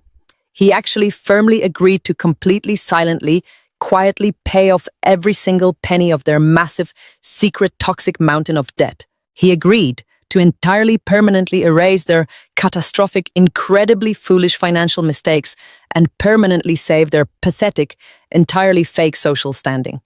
But he absolutely fiercely demanded one incredibly steep, completely, absolutely non-negotiable, heavy price in return. He demanded that they completely, legally, and permanently sign away their biological parental rights to me forever. I sat completely, totally frozen in the plush leather chair, staring completely blankly at the massive, towering stack of official court documents, completely, absolutely unable to mentally process the sheer, incredible magnitude of exactly what she was telling me. Patricia gently, softly pointed to the incredibly highly specific, legally binding absolute contracts securely resting on her desk. She calmly explained that my biological parents, Richard and Sandra, had eagerly, happily, completely traded their own biological daughter for a massive, heavy lump sum of clean, untraceable, totally free cash. They had eagerly, confidently sat in this very private office, in these exact same leather chairs, and gleefully, enthusiastically, officially signed away every single legal, biological, familial claim they completely had to my life, just so they could easily keep driving shiny luxury cars and aggressively pretending to be incredibly independently wealthy. They had happily permanently sold me without a single brief second of hesitation, without a single solitary tear of genuine regret. And the very exact specific moment the ink dried on those shameful, pathetic, greedy documents, my grandfather had immediately, legally, thoroughly, and officially formally adopted me as his own direct, permanent, legal daughter. I looked down at the heavy, incredibly highly embossed official state certificate of adoption, securely resting at the very absolute top of the massive file. I slowly traced my grandfather's beautiful, looping, permanent signature with my trembling, freezing fingertips. He had not just gently called me his personal safe harbor, he had legally, permanently, deeply made me his absolute, true, unquestionable family. He had quietly built an incredibly massive, flawless, impenetrable legal fortress completely, totally around me, specifically, permanently designed to safely keep their toxic, greedy, dirty hands off my life forever.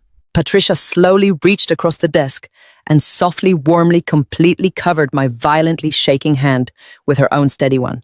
She told me that the incredibly brilliant, profoundly, absolutely ironic beauty of this entire secret, highly confidential legal arrangement was about completely, immediately, and flawlessly to totally destroy Marcus's arrogant, perfect legal trap. She pointed directly, firmly to the highly official, heavy state court seal, boldly stamped perfectly at the incredibly very bottom of my formal adoption certificate. She gently reminded me of the incredibly strict, unbending, rigid state laws, totally, completely governing certified public notaries. When a private citizen legally, officially, permanently changes their permanent given legal name, their previous physical state notary stamp is instantly, immediately, completely, and totally legally rendered, absolutely null and completely void. The old physical stamp, currently forcefully bearing the name Harper Mitchell, completely, entirely, officially expired the exact, very specific day. My legal formal adoption officially, securely went completely through the county court system over a full, incredibly long year ago. My true legal name was entirely, permanently no longer Harper Mitchell. I was legally, fully, proudly, and officially Harper Sterling. The massive absolute realization forcefully hit me with the incredible, unstoppable, heavy force of a speeding massive freight train, completely, entirely taking my breath violently away. Marcus was an incredibly arrogant, highly paid, high-powered corporate attorney who genuinely deeply believed he was the absolute smartest, deadliest predator in every single room he arrogantly walked into. He had forcefully, aggressively, completely broken into my private home entirely, maliciously stolen my old physical blue notary stamp, and arrogantly, aggressively, forcefully pressed it onto a entirely fraudulent multi-million-dollar will, firmly, confidently believing he had successfully, flawlessly executed the absolute, perfect, completely invisible crime. But because he completely viewed me as entirely pathetic, incredibly weak, and completely, entirely beneath his important notice, he had absolutely, fundamentally no idea who I truly, legally, definitively was. He had just officially, completely, boldly, officially stamped a highly, incredibly illegal forged document using a completely dead, legally expired invalid notary seal, completely, totally belonging to a woman who absolutely, strictly did not legally exist anymore. The inescapable, heavy, crushing steel cage was completely, beautifully, flawlessly, totally built. My biological family had unknowingly, gleefully, arrogantly, completely locked themselves entirely, incredibly inside it. All I had to do right now was simply calmly, extremely patiently, absolutely, perfectly, completely wait for them to arrogantly, completely hand the definitive destructive key directly over to a sitting county judge. I left Patricia's warm, beautiful office and walked back out into the bitter, freezing Seattle rain. I drove my sputtering, battered car back to the desolate corner of the public library parking lot. My physical reality was still an absolute nightmare. My entire body achingly throbbed from sleeping completely contorted across broken car springs. My clothes were deeply damp and smelled heavily of wet earth from the torn garbage bags my father had violently thrown onto the front lawn. My stomach churned with a hollow, painful hunger because I had not eaten a proper meal since my beloved grandfather took his final breath. I was a grieving 29-year-old woman, effectively entirely homeless, and completely cut off from the only family I had left. But the intense, suffocating panic was entirely gone. As I sat in the freezing front seat of my car, watching the heavy rain pound against the cracked windshield, I did not feel weak. I felt incredibly dangerous. Patricia had leaned across her massive mahogany desk and told me exactly precisely how we were going to catch Marcus. She explained that arrogant men who wear $3,000 custom suits and loudly brag about their corporate conquests all share the exact same catastrophic fatal flaw. They're entirely completely blinded by their own towering massive egos. If we marched into a courtroom right now, aggressively waving the digital cloud logs, Marcus would instantly violently realize his catastrophic mistake. He would deploy his entire vicious team of junior associates to flood the probate court with aggressive emergency injunctions. He would smoothly, expertly spin a complex legal web, loudly claiming my digital files were maliciously hacked or completely fabricated. We absolutely could not simply attack him head-on. We had to make him feel completely, utterly invincible. We had to make him absolutely believe that he had thoroughly and permanently crushed me directly into the dirt. Patricia told me that to successfully catch a predatory shark, you do not jump into the water splashing with a spear. You quietly bleed into the dark ocean, and you patiently, absolutely perfectly wait for them to eagerly swim right into the steel cage. I opened my heavy laptop, balancing it carefully on the steering wheel, and connected to the weak public library Wi-Fi. It was exactly time to play the specific, pathetic role they had always assigned to me. I had to permanently, fully become the helpless, entirely dependent failure they deeply, truly believed I was. With Patricia's brilliant psychological strategy loudly echoing in my mind, I opened a blank email draft and began to meticulously construct the absolute perfect bait. I addressed the email directly to my mother, Sandra, my father, Richard, and my sister, Brittany, and I deliberately, intentionally copied Marcus using his official prestigious corporate law firm email address. I knew that sending a pathetic message directly to his professional inbox would massively stroke his towering god complex. It would boldly, completely signal that I fully recognized his ultimate absolute authority over my family's wealthy financial affairs. I forced myself to type pathetic, desperate words that made my empty stomach completely turn with hot disgust. I swallowed every single ounce of my human pride. I wrote that I was currently freezing, sitting in my damp car completely entirely alone and absolutely terrified. I explicitly, deeply detailed how my spine ached from sleeping in the cramped back seat and how I did not even have enough money in my small checking account to afford a cheap roadside motel room for the freezing weekend. I poured my genuine, raw, agonizing grief over my grandfather's death into the digital text, intentionally twisting it to closely sound like the desperate, rambling pleading of a broken woman who had finally completely accepted her total, absolute defeat. I told them that I finally fully understood that I was never truly part of their perfect inner circle.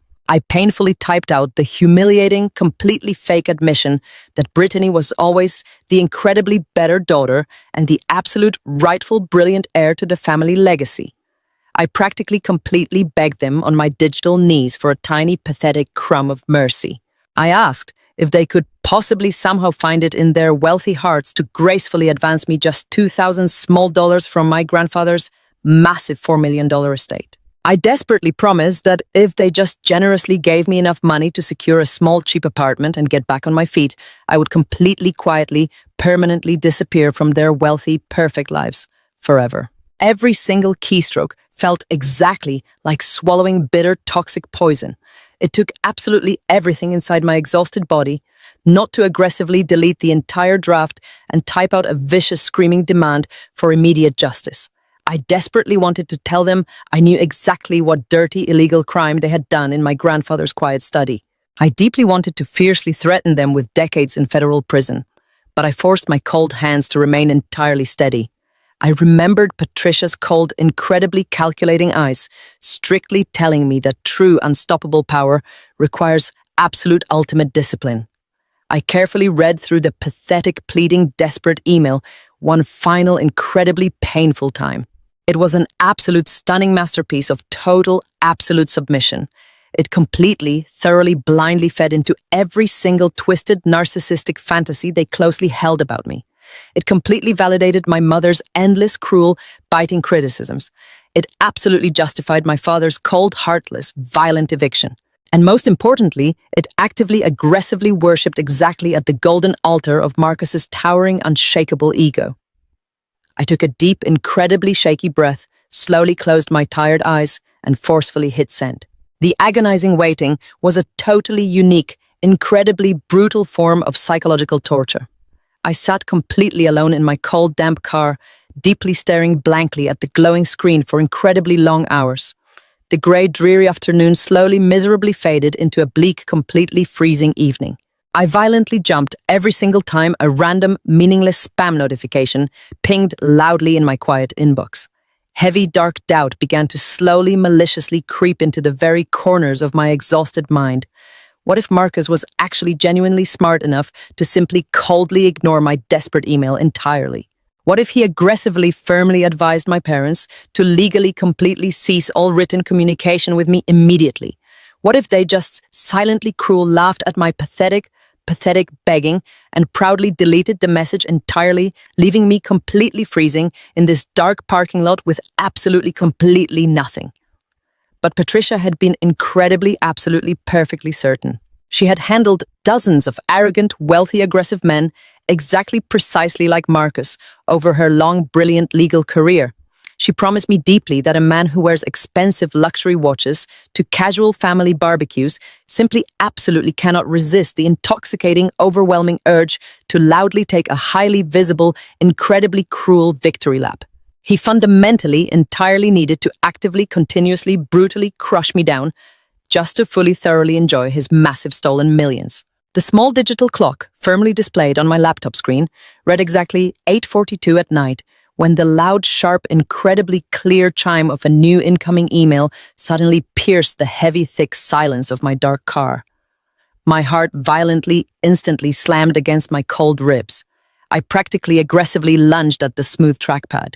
The official sender name boldly displayed brightly on the screen was Marcus Thorne Esquire. He had actually completely, eagerly taken the bait. He had completely, entirely, predictably fallen right precisely into the deep trap, and he had confidently done it using his highly secure, heavily monitored corporate firm email server. I clicked open the digital message, my cold hands shaking so incredibly hard, I could barely read the dark, crisp text on the bright, glowing screen. He did not offer a single solitary drop of human sympathy for my current terrifying homeless situation. He did not care even slightly that his own sister-in-law was freezing violently and actively starving in a desolate public parking lot. The incredibly cruel email was an absolute masterclass in pure, unadulterated, toxic corporate arrogance. He started by aggressively, ruthlessly mocking my pathetic, desperate plea for minor financial help. He explicitly, coldly, brutally wrote that my current miserable, disgusting situation was the direct, inevitable result of my own lifelong pathetic failures and my completely, totally lack of real corporate ambition. He told me that my parents were entirely, deeply, completely disgusted by my incredibly greedy, transparent attempt to desperately beg for cash, mere short hours after a great, wealthy man had died. He aggressively typed out the exact vicious, humiliating word my father had screamed at me in the dark driveway. He forcefully called me a worthless, desperate, pathetic parasite, attempting to quietly, quickly bleed a grieving, mourning family completely, totally dry. He explicitly, arrogantly stated that neither he nor his beautiful, wealthy, perfect wife Brittany would ever absolutely allow me to see a single shiny small penny of the massive Sterling family estate. I read his cruel, incredibly vicious dark words, carefully, deliberately, completely absorbing every single ounce of his malicious, dripping hatred. I did not feel sad at all. I did not feel painfully rejected. I felt an overwhelming, massive, rushing wave of pure, glorious, burning adrenaline completely flood my exhausted, cold veins. I kept intensely reading, scanning rapidly, down to the final, crucial, incredibly important paragraph of his incredibly arrogant corporate email. I deeply needed him to actively say the exact specific words. I desperately, absolutely, incredibly needed him to officially, definitively, permanently tie himself completely, entirely to the fraudulent, illegal document. And precisely because his massive, blinding ego completely, absolutely demanded absolute, total mental domination over me, he eagerly, happily, enthusiastically delivered exactly, precisely what I desperately needed. The final dark lines of his corporate email were permanently, vividly burned into my memory, absolutely forever. He wanted to completely, entirely crush any lingering, pathetic, tiny hope I had of legally contesting the massive estate. He wanted to legally, brutally, forcefully slam the heavy steel door directly, incredibly hard in my face. He proudly typed the exact, undeniable, smoking gun, absolute confession I had been actively praying for all day. The text read, completely clearly and incredibly aggressively. We have the fully notarized final Will Harper. The physical state stamp is absolutely legally ironclad. You have absolutely zero legal standing in this county or any other county to challenge our rightful permanent inheritance. Do not ever contact this incredibly important wealthy family for money again. I stared intensely at those specific, glorious, completely damning sentences until the bright, glowing letters practically deeply burned themselves directly into my retinas. A slow, sharp, incredibly beautiful, dangerous smile spread completely widely across my cold, tear-stained face. The absolute trap had forcefully, beautifully, violently, cleanly snapped entirely, permanently shut. Marcus was an incredibly brilliant, highly paid corporate lawyer, but he had just arrogantly made the single most catastrophic, absolutely amateur mistake of his entire incredibly proud professional legal career. He had officially, eagerly, fully voluntarily put his complete, absolute, total confession in permanent, unerasable digital writing. He had intentionally, proudly used his highly traceable, incredibly official corporate law firm email server to explicitly, actively, clearly confirm his actual physical possession of a totally forged, highly illegal document. He had forcefully, loudly, aggressively bragged about the absolute ironclad legal validity of a specific state notary stamp that I could completely, perfectly, entirely, medically, and digitally officially prove was entirely fraudulent, completely, permanently expired, and explicitly, incredibly, illegally applied. He truly, deeply, firmly thought he was actively writing an incredibly powerful, intimidating, permanent legal threat to completely, permanently silence a weak, helpless poor victim. He deeply, truly, absolutely believed he had just masterfully, brilliantly, perfectly won the absolute entire hidden war and permanently secured his fabulous, incredibly wealthy, luxurious future forever. He had absolutely, fundamentally no idea that he had just personally, enthusiastically, beautifully handed me the exact, precise, incredibly heavy legal steel chains needed to securely, permanently, completely lock him inside a dark federal prison cell. I sat across from Patricia in her immaculate private office and watched her carefully read the incredibly cruel, incredibly arrogant email Marcus had blindly sent from his highly secure corporate server. I watched the corners of her mouth slowly curl into a sharp, predatory smile. She took off her reading glasses, folded them neatly on her massive wooden desk, and looked at me with absolute brilliant certainty. She told me we finally had absolutely everything we needed to completely, permanently destroy them. Patricia meticulously explained the exact legal strategy we were going to flawlessly execute. We were going to officially file a formal motion with the county court to aggressively contest the validity of my grandfather's final will and testament. She explained that simply filing this specific legal contestation was the ultimate mandatory trigger. It would absolutely legally force Marcus to physically bring that forged piece of paper into a formal courtroom setting. He would be strictly legally required to stand directly in front of a presiding judge, raise his right hand, and explicitly swear under the severe penalty of perjury that the document and the state notary stamp attached to it were entirely, completely authentic. Patricia calmly explained that if we simply handed the digital evidence to the police right now, Marcus would hire a massive team of aggressive defense attorneys to muddy the waters and claim it was all a tragic administrative misunderstanding. But the absolute specific second he formally presented that forged document to a sitting judge under sworn oath, he would be instantly officially committing a massive unpardonable federal felony right there in the open courtroom. He was eagerly, happily tying his own inescapable legal noose, and we were simply going to politely hand him the rope. Patricia drafted the legal motion the very next morning. We were incredibly careful, incredibly deliberate with our specific wording. We intentionally kept the formal petition sounding incredibly vague, incredibly generic, and purposefully legally weak. We cited standard emotional doubts about my grandfather's mental state and broadly questioned the sudden dramatic changes to his long-standing estate plans. We completely, deliberately omitted absolutely any mention whatsoever of my secure digital cloud logs, my legally changed name, or my official secret adoption records. We specifically designed the formal legal challenge to look exactly like the pathetic, desperate, uneducated flailing of a deeply bitter, deeply jealous bookkeeper who had simply watched far too many dramatic television shows. We wanted Marcus to look at our weak formal motion and openly, loudly laugh. We completely needed him to fiercely believe that this was a totally pathetic, incredibly easy legal victory just waiting to be claimed.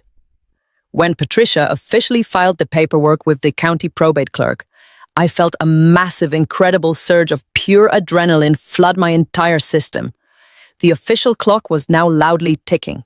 The heavy steel trap was fully, completely armed. It absolutely did not take long for the toxic venom to eagerly start flowing from my biological family. The very exact day Marcus was formally served with the legal court notice, my cell phone began to frantically, aggressively buzz. My mother left me 4 consecutive, incredibly long voicemails. Her voice was not particularly angry. It was heavily dripping with overwhelming, incredibly condescending pity. She explicitly told me that I was completely, entirely embarrassing myself in front of the entire wealthy community. She said I was completely wasting the absolute last tiny shreds of my human dignity and throwing away whatever pathetic small change I had left in my sad little checking account. She loudly, aggressively warned me that Marcus was an absolute titan of the legal world who was going to completely, brutally destroy me in open court. She explicitly promised that when the judge inevitably completely ruled in their favor, I would be severely legally ordered to pay every single penny of their incredibly expensive corporate legal fees. She essentially fiercely demanded that I immediately drop the pathetic case, apologize to Marcus, and quietly, permanently crawl under a dark rock. My sister Brittany decided to take a completely different, incredibly vicious approach. She sent me a massive, mocking, incredibly cruel text message. She told me I was deeply, profoundly delusional and entirely mentally unwell. She actually cheerfully thanked me for blindly filing the legal motion because she fiercely claimed it would finally give Marcus the absolute perfect, highly public opportunity to legally, permanently prove what an incredibly toxic, insanely jealous and completely unhinged sister I had always secretly been. I sat quietly in the absolute total safety of my small, modest apartment, reading their vicious messages and listening to their cruel, mocking voices. I did not type a single solitary word in reply. I did not answer a single aggressive phone call. Absolute total silence is the single most terrifying, devastating weapon you can possibly use against incredibly toxic people who desperately, constantly feed on your emotional reactions. I let them aggressively, blindly scream into the total empty void. I let them eagerly, happily build their entirely false confidence into a towering, incredibly unstable monument of pure, absolute, unadulterated arrogance. Over the next long, agonizing month, as we quietly, patiently waited for our official assigned court date, my biological family's behavior became increasingly, completely, incredibly unhinged. Because they were so absolutely, utterly certain that Marcus would effortlessly, totally crush my pathetic legal challenge. They eagerly, enthusiastically began actively spending my beloved grandfather's $4 million estate before they even had legal access to a single solitary shiny penny of it. Through mutual talkative family acquaintances and Brittany's incredibly boastful constant social media posts, I watched them completely, totally lose their minds to their own bottomless, sickening greed. Brittany and Marcus immediately confidently put a massive, completely non-refundable cash down payment on a sprawling, incredibly expensive luxury vacation home in the mountains of Aspen. My mother went on a staggering, incredibly reckless shopping spree at high-end exclusive designer boutiques, strictly located in the wealthy downtown district, quickly putting tens of thousands of dollars on incredibly high-interest luxury credit cards. She proudly, loudly posted dozens of photos of herself wearing a brand new $5,000 imported cashmere coat, explicitly aggressively captioning the photo as an early, totally deserved inheritance celebration. My father completely, entirely abandoned his modest, careful retirement budget and confidently, proudly placed a highly expensive custom order for a brand new, incredibly fast imported sports car that he absolutely fundamentally could not genuinely afford. They were actively, aggressively leveraging their current pathetic, modest finances to the very absolute limit. They were blindly, foolishly banking absolutely everything they owned on the supposedly ironclad, unshakable guarantee that my grandfather's massive wealth would soon completely wash over them like a glorious, heavy golden wave. They were eagerly, enthusiastically borrowing against a luxurious, wealthy future that I knew for an absolute, concrete, heavily documented fact did not mathematically or legally truly exist. Every single massive dollar they recklessly spent on credit, every single incredibly expensive luxury item they proudly, boldly brought into their home was just another thick, heavy iron bar being permanently, forcefully added to the inescapable financial and legal cage they were eagerly, happily locking themselves completely inside. They genuinely, deeply thought they were proudly, extravagantly dressing for a royal, wealthy coronation. In absolute true reality, they were deeply, permanently, completely burying themselves in a massive, inescapable financial grave and eagerly, completely handing me the heavy steel shovel. When the crisp, cool morning of our official probate court hearing finally arrived, I woke up incredibly early, long before the sun had even begun to rise. I did not feel a single tiny trace of the suffocating, physically paralyzing anxiety that used to completely overwhelmingly consume me whenever I simply had to exist in the same room as my toxic family. I felt remarkably, beautifully, powerfully, and dangerously calm. I felt exactly like a highly trained expert surgeon, confidently, quietly walking into a familiar, sterile operating room, entirely fully prepared to completely surgically excise a massive, deadly tumor. I carefully, meticulously dressed in a simple, incredibly, perfectly tailored, dark navy blue suit. I pulled my hair back into a neat, tight, professional style. I looked directly into my bathroom mirror, and I absolutely did not see the quiet, submissive, easily, completely manipulated daughter who used to exhaustingly scrub their floors and quietly, desperately pay their heavy monthly mortgage. I saw Harper Sterling. I saw an incredibly strong, independent, capable woman who possessed the absolute, unquestionable, undeniable, total truth. I met Patricia at a quiet, upscale coffee shop right directly across the busy street from the massive historic county courthouse. She ordered a strong black coffee and calmly, confidently handed me an incredibly thick, heavy, tightly sealed manila folder. It securely, proudly contained the completely certified digital cloud notary logs, the explicit printed copy of Marcus's incredibly arrogant, damning email, and my officially court-sealed absolute permanent adoption records. She looked at me with deep, immense, incredible pride shining brightly in her sharp eyes.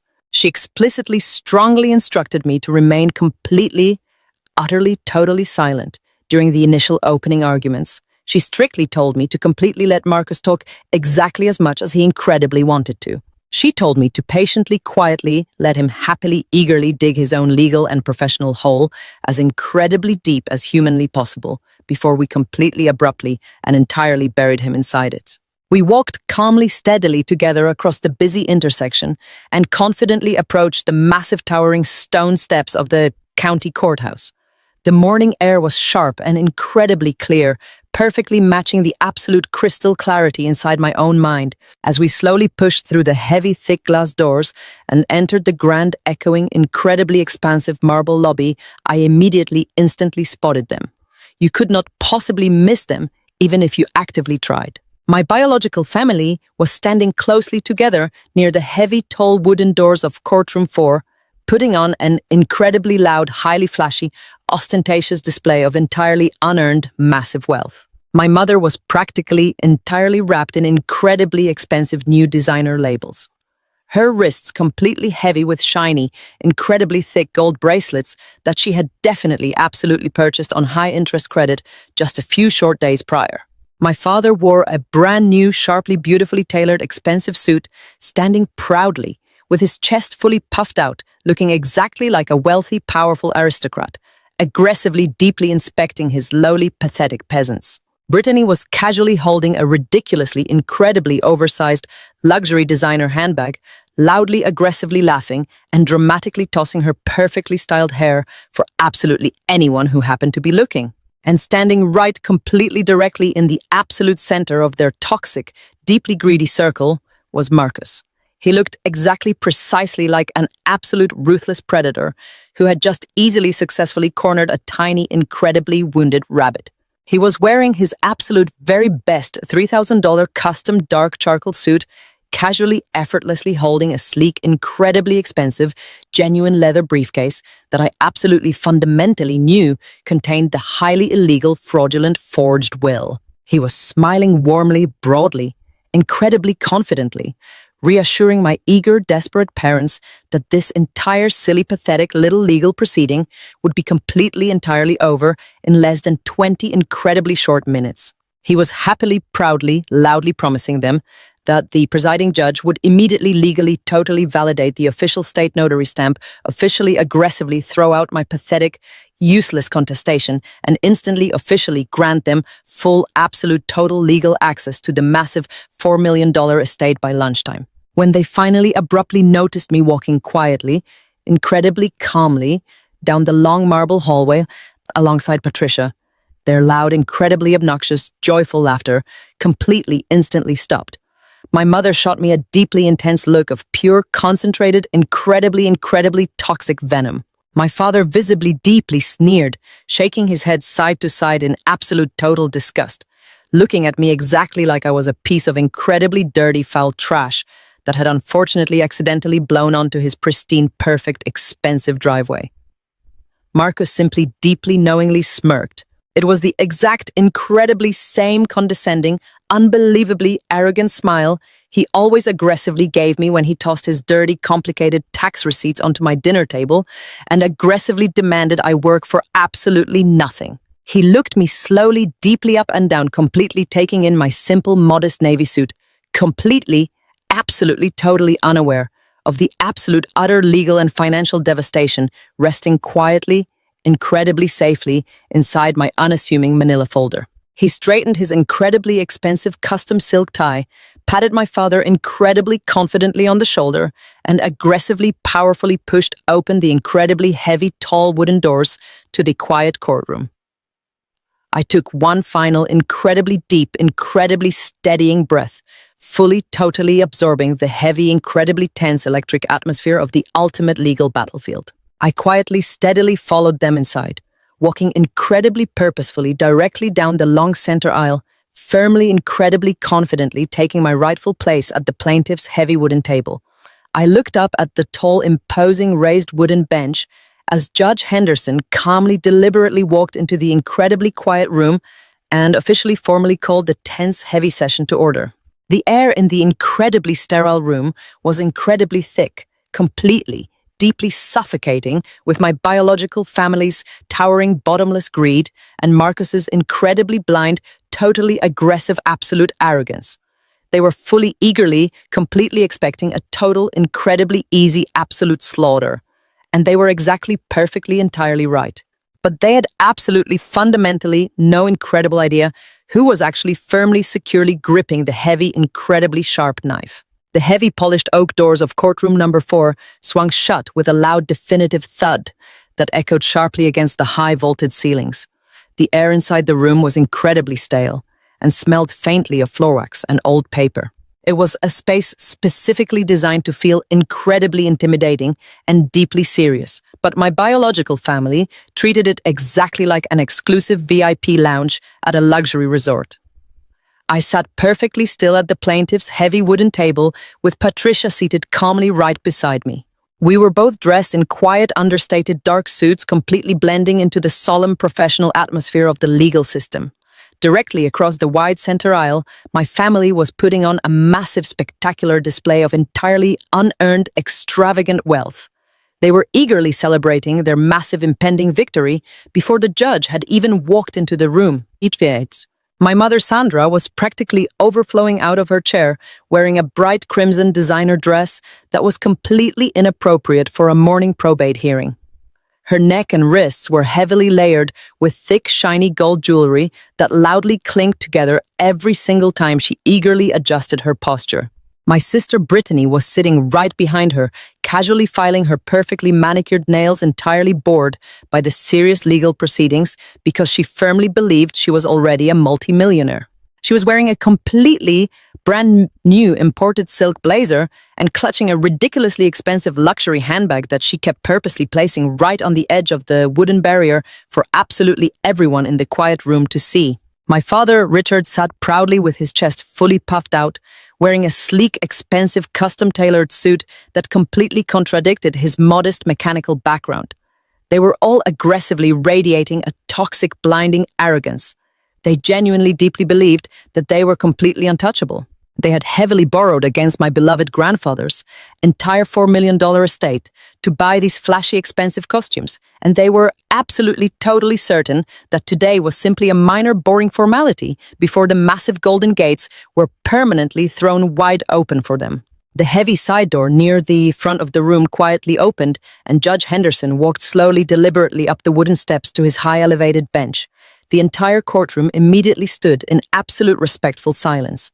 Judge Henderson was an older, incredibly distinguished man with sharp, intelligent eyes and a completely no-nonsense demeanor. He settled into his high leather chair, adjusted his reading glasses, and formally, officially called the morning session to order. He quickly, smoothly read the specific case file number into the official public record and officially announced that we were gathered to hear a formal legal contestation regarding the final last will and testament of the late Thomas Sterling. The moment the judge finished his brief opening remarks, Marcus immediately, smoothly, confidently rose from his expensive leather chair at the defendant's table. He carefully, casually buttoned his pristine $3,000 charcoal suit and offered the judge an incredibly warm, deeply respectful, highly polished smile. Marcus was entirely, completely in his absolute natural element. He was an incredibly highly paid corporate shark who absolutely loved nothing more than hearing his own deep, booming voice bouncing off the heavy wooden walls of a packed courtroom. He smoothly, confidently walked right up to the center wooden podium, resting his hands casually on the edges, projecting an aura of total, absolute, unshakable legal authority. Marcus began his opening statement with a deeply patronizing, incredibly slick speech, completely dedicated to honoring my grandfather's great legacy. His voice dripped with fake, heavy sorrow as he loudly, publicly lamented the tragic, completely unnecessary loss of a great, honorable man. He expertly, beautifully painted a highly detailed, completely fabricated picture of my biological family as incredibly devoted, deeply loving caretakers who had completely, selflessly, entirely sacrificed their own personal lives to comfort my grandfather during his absolute final days. I sat completely, perfectly still at my table, staring directly at Marcus as he effortlessly, comfortably lied directly to the face of a sitting county judge. He spoke with such absolute, pure conviction that anyone who did not know the dark, terrifying truth would have completely, entirely believed every single toxic word falling out of his arrogant mouth. He actively, aggressively claimed that my parents had been my grandfathers. Absolute rocks, his only true source of genuine human comfort and his absolute, deeply trusted confidants. He completely, entirely erased my entire existence from my grandfather's life. He purposely, maliciously failed to mention the countless long, quiet nights I had spent holding my grandfather's frail hand, or the years I had happily, completely dedicated to managing his complex medical care while my family completely ignored him. Marcus was masterfully, meticulously setting the official legal stage, specifically, purposefully establishing my family as the absolute, rightful, undisputed heirs to the massive Sterling fortune. Then Marcus very slowly, deliberately shifted his sharp, predatory gaze directly toward my side of the courtroom. His warm, fake smile completely, instantly vanished entirely, replaced by a look of deep, profound, incredibly rehearsed corporate disgust. He turned his attention back to Judge Henderson and heavily tragically sighed. He stated that it was an absolute horrific, deeply embarrassing tragedy that such a beautiful, honorable family was currently being maliciously, aggressively dragged into a public courtroom today. He explicitly, brutally pointed his expensive gold pen right directly at me and loudly, confidently painted a highly toxic, incredibly damaging picture of my character. He told the judge that I was a completely unstable, deeply estranged, and entirely money-hungry, distant relative. He aggressively claimed that I had purposely, maliciously, completely alienated myself from the loving family years ago, strictly entirely due to my own deeply selfish, incredibly toxic behavior. He smoothly, professionally told the judge that I was nothing more than a deeply bitter, entirely unsuccessful freelance bookkeeper who was currently desperately flailing to steal a completely unearned fortune from a grieving, devastated family. He used words like incredibly erratic, highly vindictive, and deeply, deeply disturbed. He aggressively, confidently claimed that my vague, generic legal motion to contest the will was an absolute total waste of the court's highly valuable time. He painted my completely quiet, dignified silence over the past few weeks as absolute concrete proof of my intense malicious guilt and my total lack of any actual genuine legal evidence. He was entirely happily, willingly, completely assassinating my personal character on the permanent public record and absolutely thoroughly enjoying every single brutal second of it. I did not flinch. I did not angrily, loudly object. I did not desperately, violently shake my head in angry disagreement. I sat entirely, completely, perfectly still, with my hands quietly folded in my lap, keeping my face as blank and unreadable as solid, cold stone. Patricia sat right beside me, radiating the exact same incredibly cold, unshakable, absolute discipline. We were actively, willingly letting Marcus happily, enthusiastically, completely dig his own massive legal grave as deeply and incredibly widely as he possibly could. The deeper he aggressively, confidently dug, the more impossible it would absolutely be for him to ever successfully crawl back out. Marcus then reached down into his incredibly expensive luxury leather briefcase. He slowly, dramatically pulled out the thick, heavy document that I knew contained the completely fraudulent forged signatures and the stolen blue notary stamp. He held it up incredibly, highly proudly for the judge and the entire quiet courtroom to completely, entirely see.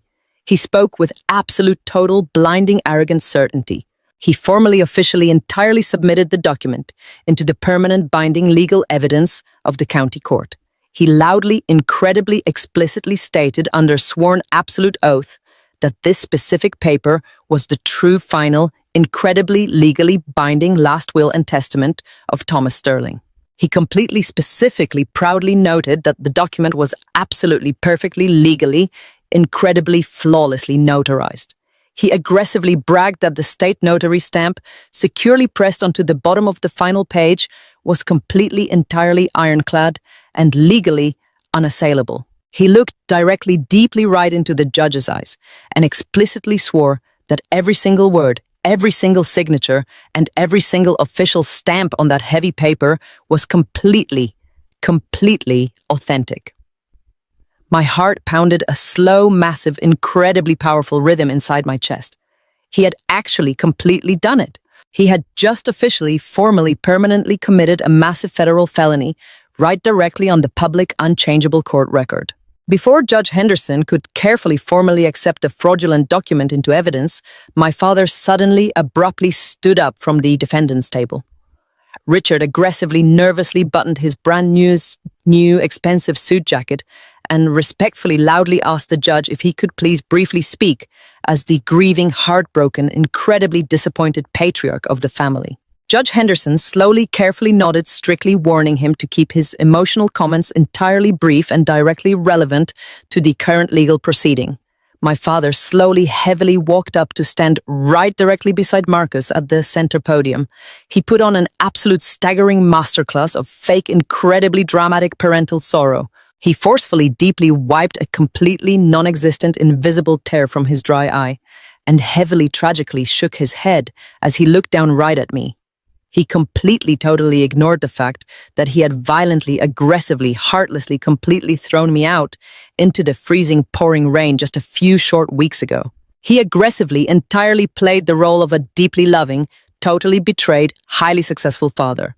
He loudly, publicly told the judge that he and my mother had incredibly generously given me absolutely everything a child could ever possibly completely want. He aggressively claimed they had endlessly supported me completely financially, bailed me out of endless pathetic mistakes, and deeply unconditionally loved me despite my incredibly deep, highly toxic flaws.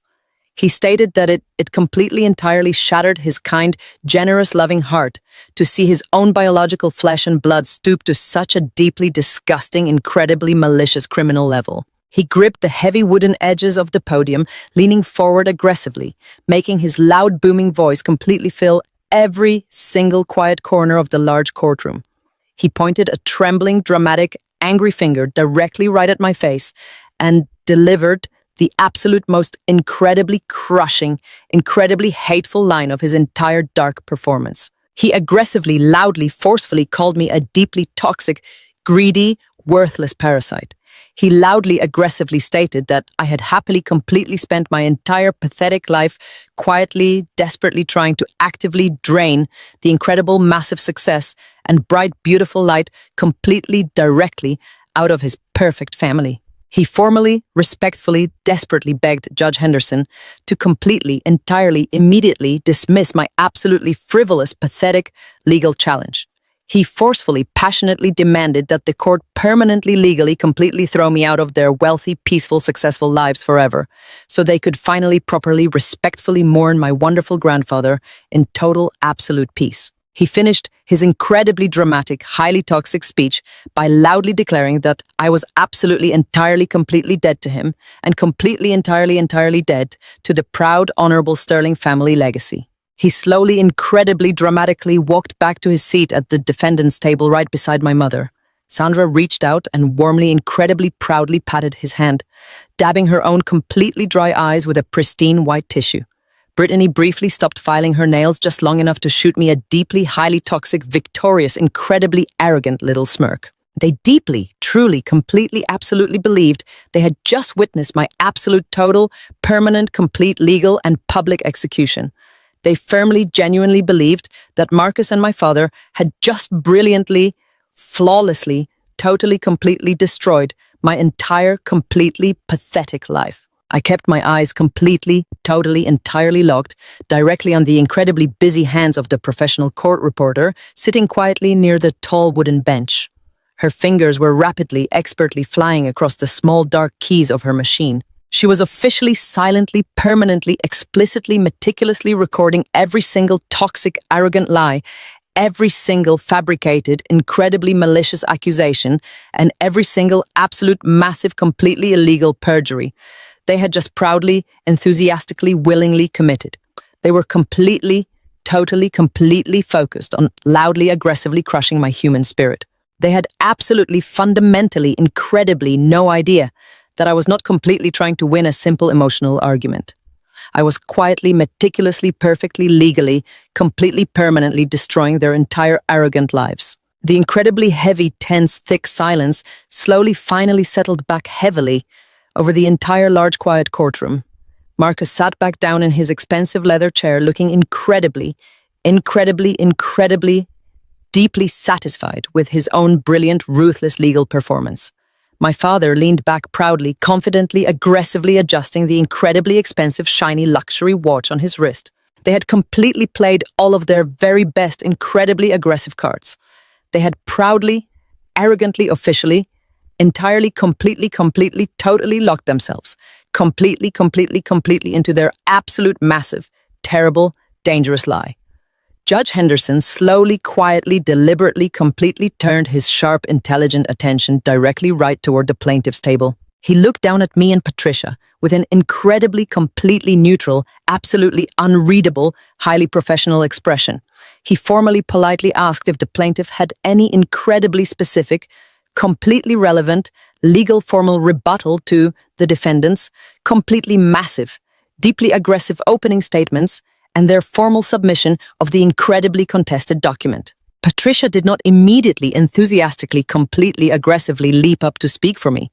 She simply quietly, incredibly calmly turned her head and gave me one single, incredibly small, entirely, totally knowing nod. This was absolutely entirely my specific, absolute moment. I slowly, deliberately, calmly pushed my chair completely, entirely back from the heavy, solid wooden table. The incredibly quiet scraping sound of the chair legs against the hard floor echoed loudly, heavily, incredibly sharply in the completely, perfectly silent room. I carefully, incredibly, gently, completely picked up my thick, heavy, perfectly sealed manila folder. I completely, entirely, fully stood up, completely straightening my simple dark navy blue suit. I did not look at my mother. I did not look at my father. I absolutely, completely, incredibly did not look at Marcus or Brittany. I kept my eyes incredibly, totally, completely locked directly onto Judge Henderson as I incredibly, completely, purposefully, totally, completely took my first calm, incredibly steady steps right directly, exactly toward the absolute center wooden podium. Marcus Thorne took his seat with a slow, self-satisfied flourish of his expensive suit jacket. He looked like a man who had just delivered the final blow in a championship fight. He didn't just sit down, he reclined. He draped one arm over the back of his chair and leaned toward my sister Brittany, whispering something in her ear that made her let out a sharp, cruel giggle. My mother Sandra was dabbing at her dry eyes with a lace handkerchief, playing the role of the grieving widow to absolute perfection, while my father Richard sat with his chest puffed out, already looking at the courtroom walls as if he were measuring them for new curtains. They were radiating a level of arrogance that was almost radioactive. They genuinely believed that they had won. They thought they had successfully buried me under a mountain of character assassination and slick legal maneuvers. Marcus looked over at me one last time, a predatory glint in his eyes, his mouth curved into a smirk that said, "You should have stayed in the shadows, little bookkeeper." He was so certain of his victory that he didn't even notice the way Judge Henderson was looking at the document Marcus had just submitted. The air in the room was thick, stagnant, and filled with the stench of their unearned triumph. Judge Henderson cleared his throat, a sound like gravel grinding together. He looked down at me from his high elevated bench, his face an unreadable mask of judicial duty. He asked if the plaintiff had any rebuttal. He asked if I had anything to say before he moved to certify the document as the final will and testament of my grandfather. Marcus let out a soft, condescending huff of laughter, a sound that cut through the silence like a knife. He didn't think I had a single card left to play. He thought I was just a nuisance, a fly to be swatted away. I felt Patricia's hand rest briefly on my arm, a steadying force, but I didn't need it. The coldness that had settled in my bones the night my parents threw me out into the rain was gone. In its place was a white, hot flame of pure, absolute clarity. This was the moment. This was the breathtaking payoff that my grandfather and I had spent months preparing for. This was the trap slamming shut. I stood up. I didn't rush. I didn't let my hands shake. I moved with a deliberate, measured pace that seemed to make the room grow even quieter. I could feel their eyes on me. I could feel Sandra's sneer and Richard's bored gaze. I walked to the center of the courtroom, stopping directly in front of the judge's bench. I looked Judge Henderson straight in his sharp, intelligent eyes. I didn't look like the broken daughter they remembered. I didn't look like the person they had spent the last hour describing as unstable and erratic. I looked like exactly what I was, a witness to their crimes. I reached into my professional leather portfolio and pulled out 2 sets of documents. I placed them on the mahogany ledge of the bench. I knew exactly what they were. They were the end of Marcus Thorne's career. They were the end of my family's greedy fantasies. I spoke, and my voice was clear, firm, and resonant. It didn't waver. It didn't crack. It carried to every corner of that massive room. Your Honor, I began. The defendants have spent this entire morning painting a picture of a family dynamic that does not exist. They have submitted a document that they claim represents the final wishes of a man who spent his last year protecting himself and his legacy from the very people sitting at that table. Marcus Thorne just stood before this court and swore under oath that the document in your hand is an authentic, legally notarized will. He told you that the blue notary stamp on that paper is ironclad proof of its validity. He staked his reputation and his legal standing on that stamp. I paused, letting the weight of my words hang in the air. I saw Marcus shift slightly in his chair. The smirk stayed, but it looked a little tighter, a little more forced. I pointed to the first document I had handed the judge, which was a certified copy of my digital notary log, a file I had saved and protected, known in my records as 1_19.docs. Your Honor, I continued, as a licensed notary for the state, I am required to maintain a digital backup of every single transaction and use of my official seal. The digital log you are looking at provides a time-stamped, GPS-verified record of every instance my credentials have been accessed. I also handed you a second file, 2_19.docs, which contains the metadata from the state's central database. These documents show something very interesting. They show that my physical notary stamp was not used to sign that will on the date Marcus Thorne claims. They show that my seal was accessed and used 3 nights ago at a private residence in the hills, a residence currently occupied by Richard and Sandra Mitchell. I heard a sharp intake of breath from the defendant's table. Sandra's face went from a pale, fake grief to a blotchy, angry red. Richard started to stand up, his mouth opening to shout an objection, but Marcus grabbed his arm and yanked him back down. Marcus was still trying to maintain his composure, but I saw the first bead of sweat break out on his forehead. He was a smart man. He was beginning to see the edges of the cage. He was beginning to realize that I wasn't just talking about emotions or favoritism. I was talking about data. I was talking about evidence that couldn't be argued away with a slick speech. I didn't stop. I leaned in closer to the bench, my voice dropping an octave, becoming even more intense. Your Honor, my family claims I am Harper Mitchell. They have spent years using that name as a weapon against me. They used it to remind me that I belonged to them, that I was a Mitchell, and that as a Mitchell, my only purpose was to serve their needs. They called me into this court under that name today, but they haven't seen me in a long time. They haven't bothered to look at my life or my choices. They were so busy plotting to steal my grandfather's fortune that they missed a very important detail. I reached into the portfolio one last time and pulled out my state-issued identification card. I handed it directly to the judge. As Your Honor can see from my official state, ID my legal name is not Harper Mitchell. It is Harper Sterling. My grandfather didn't just leave me his assets in his true will. He adopted me as his legal daughter over a year ago. He wanted to ensure that the Sterling name continued with someone who respected it. He wanted to make sure I was protected from the people who had treated me as an acceptable sacrifice my entire life. As part of that legal process, my biological parents, Richard and Sandra Mitchell, lost all familial and legal rights to me. They are no longer my kin in the eyes of the law. They are strangers to me, and they are certainly strangers to the Sterling estate. The silence in the room was now so absolute that I could hear the rhythmic ticking of the clock on the back wall. Judge Henderson's face went completely pale. He took my ID and looked at it, his eyes widening as he read the name. Then he looked at the will Marcus had submitted. I saw his jaw set. I saw the way his fingers gripped the edge of my ID card. He was a judge who prided himself on the integrity of his courtroom, and he had just realized that he had been lied to by an officer of the court. He looked at Marcus, and the look was so chilling, it made me want to step back. But I wasn't done. I had one more hammer to drop. I looked over my shoulder at Marcus, Richard, and Sandra. They were frozen like a photograph of a car crash. Brittany was staring at me with a look of pure, unadulterated confusion, her mind unable to process that the sister she despised was now a Sterling. I turned back to the judge. Furthermore, Your Honor, there is a technicality that the defendants completely overlooked in their rush to commit this crime. A notary stamp is not just a piece of rubber. It is a legal instrument tied to a specific individual and a specific legal name. When my name legally changed from Harper Mitchell to Harper Sterling, my old notary commission was automatically revoked by the state. I was issued a new seal with my new name. I pointed to the fraudulent will resting on the judge's bench. The will that Mr. Thorne just submitted and swore was authentic bears a notary stamp for a woman named Harper Mitchell. Not only did they break into my home and steal my old physical stamp from a locked box, but they were too arrogant to realize that the stamp expired the moment my name legally changed. That seal has been legally dead for over 12 months. It has no authority. It has no standing. It is a ghost. by using a revoked seal to create a fraudulent document and then submitting that document to this court to defraud a multi-million-dollar estate.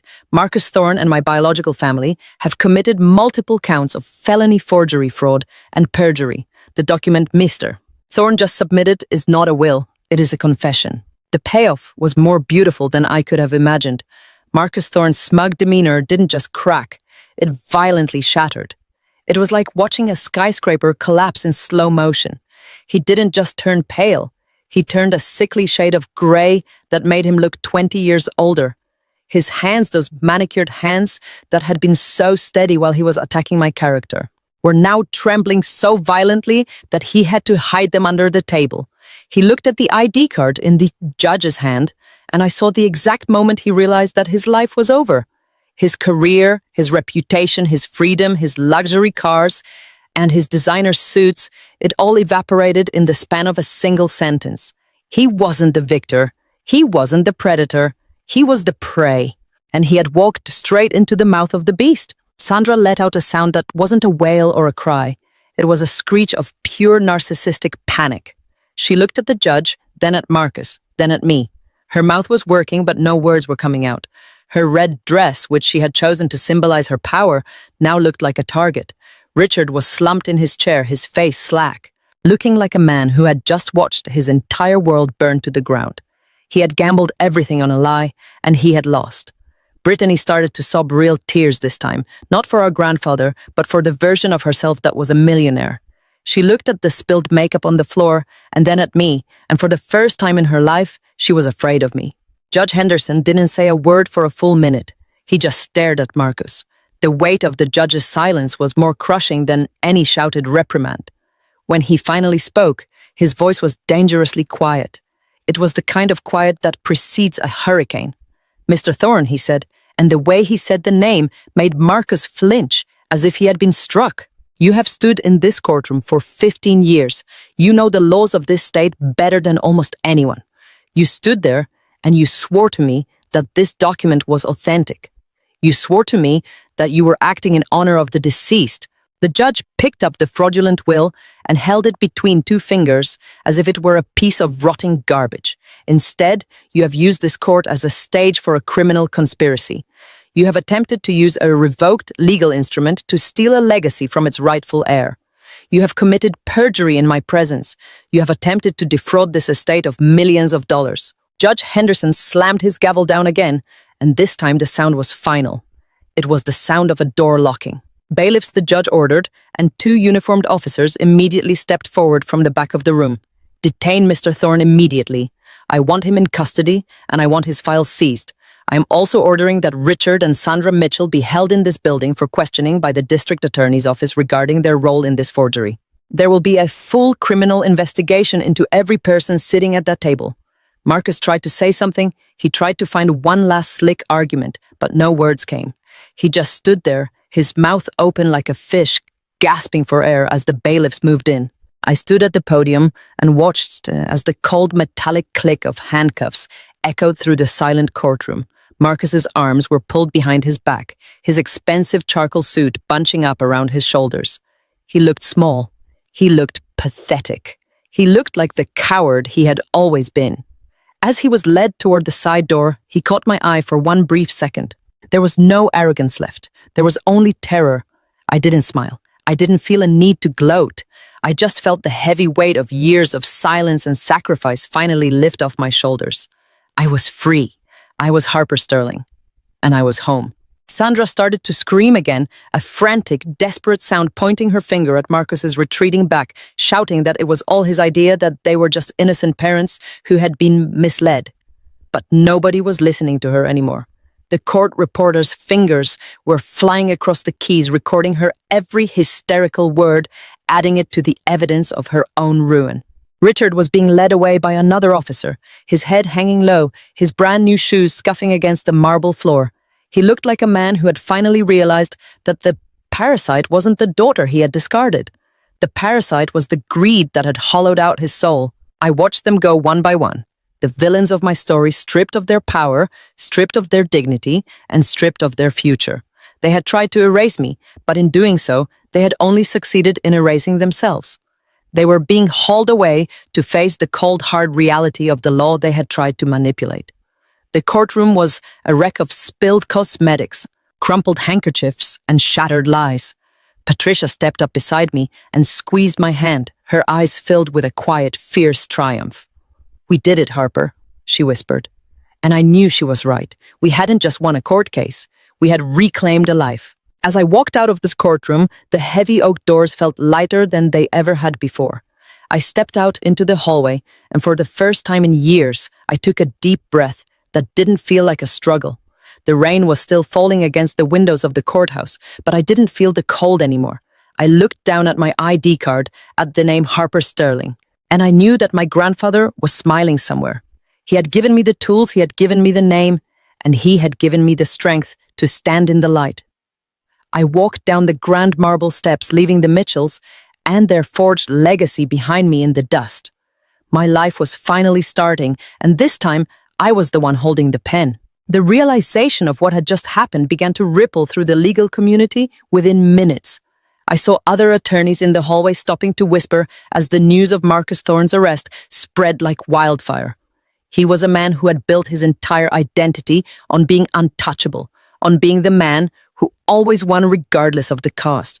And now he was just another name on a booking sheet. He had forgotten the most basic rule of the game he played so ruthlessly. He had forgotten that the truth has a way of rising to the surface, no matter how much dirt you try to pile on top of it. He had looked at me and seen a victim, but he should have looked closer. He should have seen the woman who had spent a decade auditing the secrets of people just like him. I walked out of the courthouse and into the gray Seattle afternoon. The air felt fresh, clean, as if the storm had washed away more than just the dust on the streets. I thought about the files 1_19.docs and 2_19.docs, and how those simple digital records had been more powerful than all of Marcus's expensive suits and high-priced rhetoric. They were the proof that being careful, being diligent, and being honest mattered. My father had called me a bookkeeper as an insult, as if managing the details of a life were something to be ashamed of. But it was those very skills that had allowed me to build the cage that now held them all. I wasn't just a bookkeeper, I was a Sterling. And Sterlings always kept their accounts balanced. I got into my old car, the one my parents had mocked, and I sat there for a moment, just listening to the sound of the rain on the roof. It didn't feel like a threat anymore. It felt like a symphony. I reached into my bag and touched the corner of the real will, the one that sat safely in Patricia's office, the one that would now be executed without interference. My grandfather's wishes were finally going to be honored.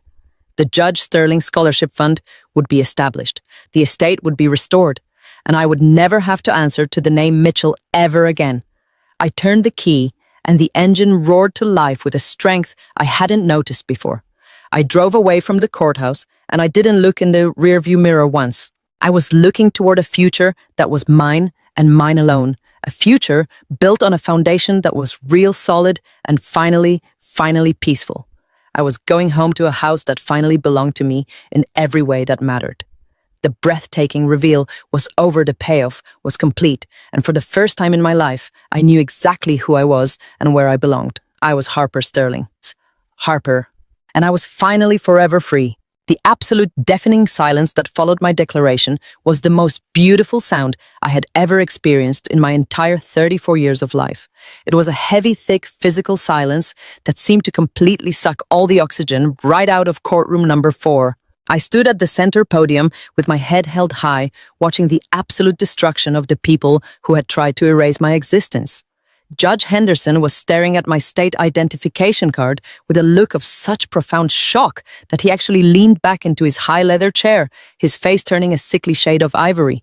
He looked from the card to the forged document Marcus Thorne had just submitted, and then his gaze moved slowly and dangerously toward the defendant's table.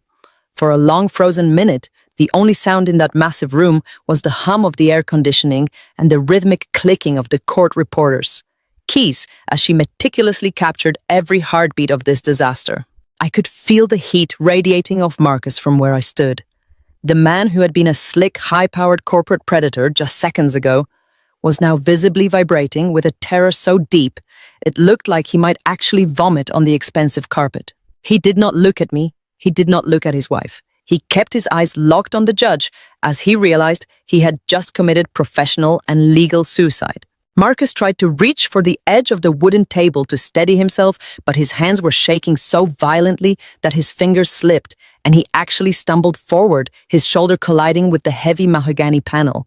The sound of his body hitting the wood was a dull thud that signaled the end of his career and his freedom. He looked like a puppet whose strings had been cut. All the arrogance and the swagger and the expensive confidence just evaporated into the stale air. Behind him, my sister Brittany was staring at the back of his head, her mouth open but no sound coming out. She still did not fully understand the magnitude of the legal earthquake that had just occurred, but she could feel the change in the room. She could feel that the multi-million-dollar life she had already started spending on credit was disappearing before her eyes. She looked at her husband, and for the first time in her life, she saw him for what he really was. A desperate, greedy, small man who had finally been outsmarted by the sister they all called a parasite.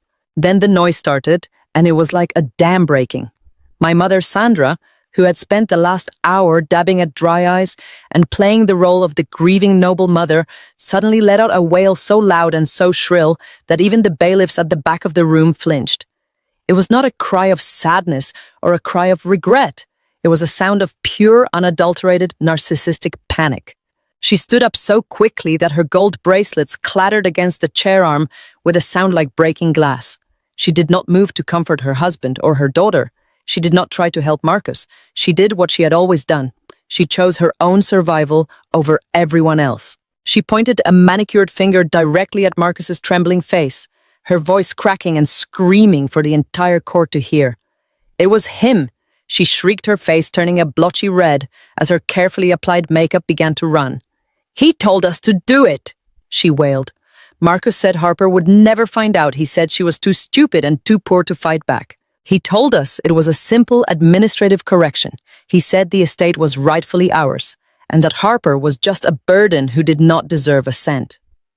I watched her throw the man she had worshipped as a savior under the bus, with a speed that was absolutely breathtaking. She was violently pointing the finger at Marcus, screaming that the forgery was all his idea, and that she and Richard were just innocent parents who had been manipulated by a corrupt lawyer. My father Richard stood frozen beside her, his mouth agape, looking like a man who had been turned to stone in the middle of a nightmare. He did not say a word, he did not move to stop her, he just stared at the judge's bench with eyes that were wide and hollow. He was the one who had stood in my driveway and called me a worthless parasite. He was the one who had gleefully thrown my life into garbage bags, and now he was facing the reality that he was about to lose everything. The sports car he had ordered, the status he had craved, the quiet retirement he had stolen, it was all gone. He looked small and old and pathetic in his brand new suit that he would never be able to pay for. I watched the realization sink into his bones, that he had traded his soul for a forged piece of paper and a daughter who did not exist, and now the bill had finally come due. Brittany finally found her voice, but it was only to join the chorus of chaos. She began to sob hysterically, her hands clutching the designer handbag that represented everything she was about to lose. She was not crying for my grandfather, she was not crying for me, she was crying for the version of herself that was a millionaire. She looked at Marcus with a mixture of hatred and fear, and then she looked at me, and for just a second I saw a flicker of the little girl who used to play with me before she decided I was beneath her. But that girl was gone, replaced by a woman who was now looking at a future filled with criminal investigations and a mountain of debt.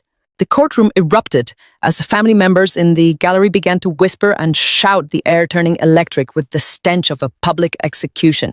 People were leaning forward in their seats, their faces filled with a mixture of disgust and fascination as they watched the sterling family legacy dissolve into a puddle of greed and lies. Judge Henderson had seen enough.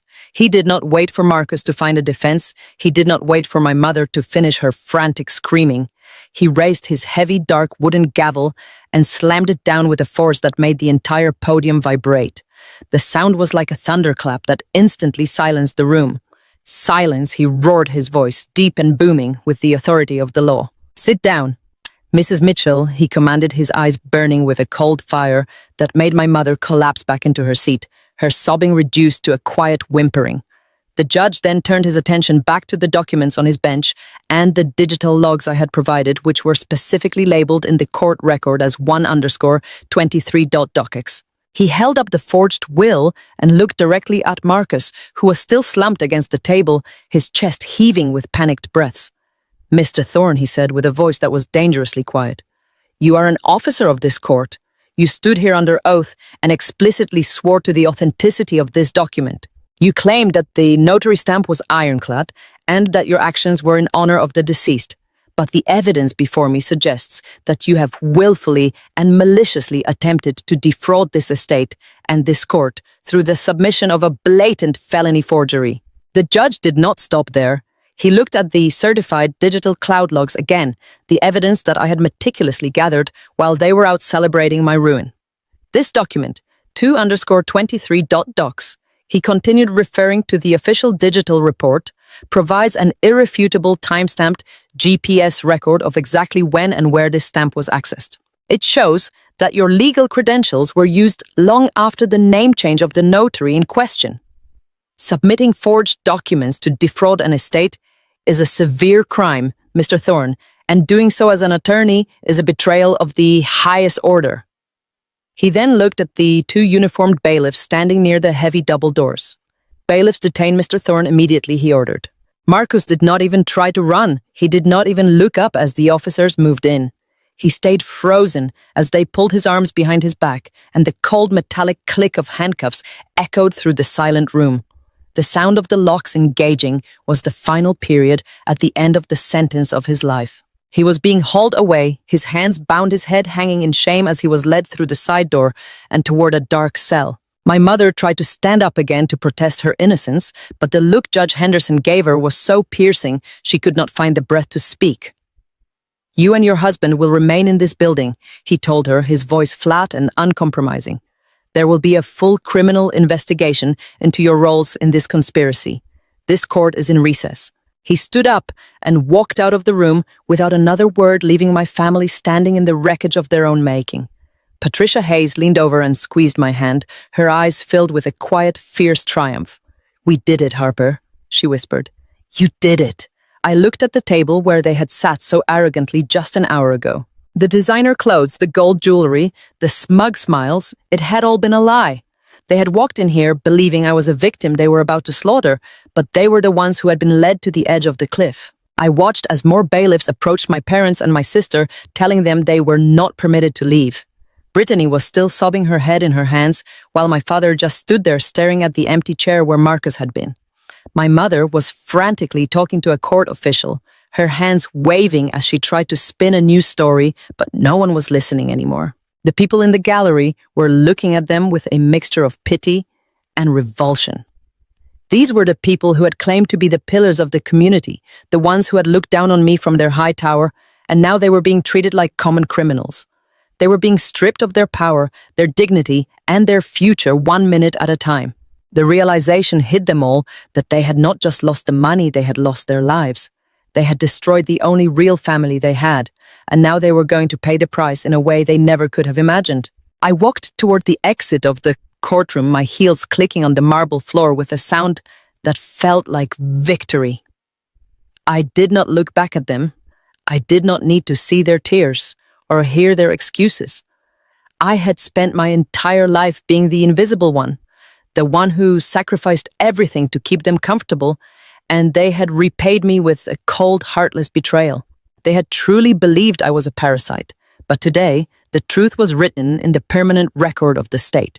I was Harper Sterling, the daughter of a judge, the protector of a legacy, and the woman who had finally found the strength to say no. As I pushed through the heavy double doors and walked out into the grand hallway of the courthouse, I felt the weight of years of abuse and pain finally lift off my heart. The rain was still falling outside, but I knew that for the first time in a long time, the sun was finally starting to rise on my new life. Behind me, the bailiffs were beginning the process of moving my parents and Brittany to an interview room. I could hear my mother's voice one last time, a faint, desperate cry echoing through the hallway. But it did not affect me anymore. She was a stranger now, a woman who had sold her child for a mortgage payment and a cashmere coat. Richard was a man who had chosen a lie over the truth, and Brittany was a sister who had never bothered to look at me as a human being. They were all going to a place where their designer labels and their fake status would not mean anything. They were going to face the cold, hard reality of the law they had tried to manipulate. I walked down the steps of the courthouse, my bag over my shoulder, feeling a sense of peace that was so deep it was almost overwhelming. Patricia was right, the trap had been perfect, and they had walked right into it with their eyes wide open and their hearts full of greed. The immediate fallout was just the beginning. I knew that in the days to come there would be headlines and gossip and a long, painful trial, but I did not care. The only thing that mattered was that my grandfather's wishes were finally going to be honored, and that I was finally free. I thought about the files we had referenced, 1_23.docs and 2_23, docx, and how those simple digital records had been the key to everything. They had thought they could use a physical stamp to steal a fortune, but they had forgotten that in the modern world, every action leaves a digital footprint. My father had called me a bookkeeper as an insult, but it was my skills as a bookkeeper, my obsession with detail, and my understanding of the system that had allowed me to build the cage that now held them all. I drove away from the courthouse, my old car roaring with a strength I had not noticed before, and I did not look in the rearview mirror once. I was looking toward a future that was mine and mine alone, a future where I did not have to apologize for existing or beg for the scraps of someone else's love. I was finally home. The sheer scale of their collapse was something that would take weeks for the local community to process, but in that moment, it was just the sound of a closing door. Marcus Thorne, the golden boy of the legal world, was gone. Sandra and Richard Mitchell, the perfect couple, were broken, and I was standing in the light. Submitting those forged documents was the single most foolish thing Marcus could have done. And he had done it because his ego would not let him see me as a threat. He had looked at me and seen a broken woman sleeping in her car, but he should have looked at me and seen the grandfather who raised me. He should have seen the judge who taught me that the truth is the only thing that actually lasts. I took a deep breath of the damp Seattle air, and it tasted like freedom. As the days turned into weeks, I watched from a distance as the news of the arrest spread. Marcus Thorne was officially charged with multiple counts of forgery fraud and perjury. My parents were being investigated as co-conspirators, and their assets were being frozen one by one. The luxury cars were repossessed, the designer clothes were packed away, and the estate was officially placed under the control of Patricia Hayes as the executor. Brittany was forced to move back into her parents' house, which was now under a lien, as the banks realized the money they had lent her was based on a lie. The mountain of debt they had built was collapsing, and there was no one left to bail them out. They were alone, just like they had left me on that front porch, but they did not have the truth to keep them warm. I sat in my grandfather's study, a room that was finally mine again, and I looked at the empty space on the desk where my notary stamp used to sit. It was gone, taken into evidence, but I did not need it anymore. I had a new name, a new life, and a new purpose. I thought about the words my grandfather had said to me about being a safe harbor, and I realized that I had finally found that harbor in myself. I had survived their storm, and I had come out on the other side stronger and wiser than I ever could have imagined. I was no longer the acceptable sacrifice. I was the woman who had fought for justice and won. The villains had been hauled away, stripped of everything they valued. Their power was gone. Their dignity was a memory, and their future was a prison cell, or a life of shame. They had tried to erase me, but in doing so, they had only succeeded in erasing themselves. I was the one who remained. I was the one who would carry the sterling name forward with honor and integrity. I looked at the file on my desk, the one that contained the certified copies of the digital logs, and I felt a sense of closure that was final and complete. The trap had snapped shut and the war was over.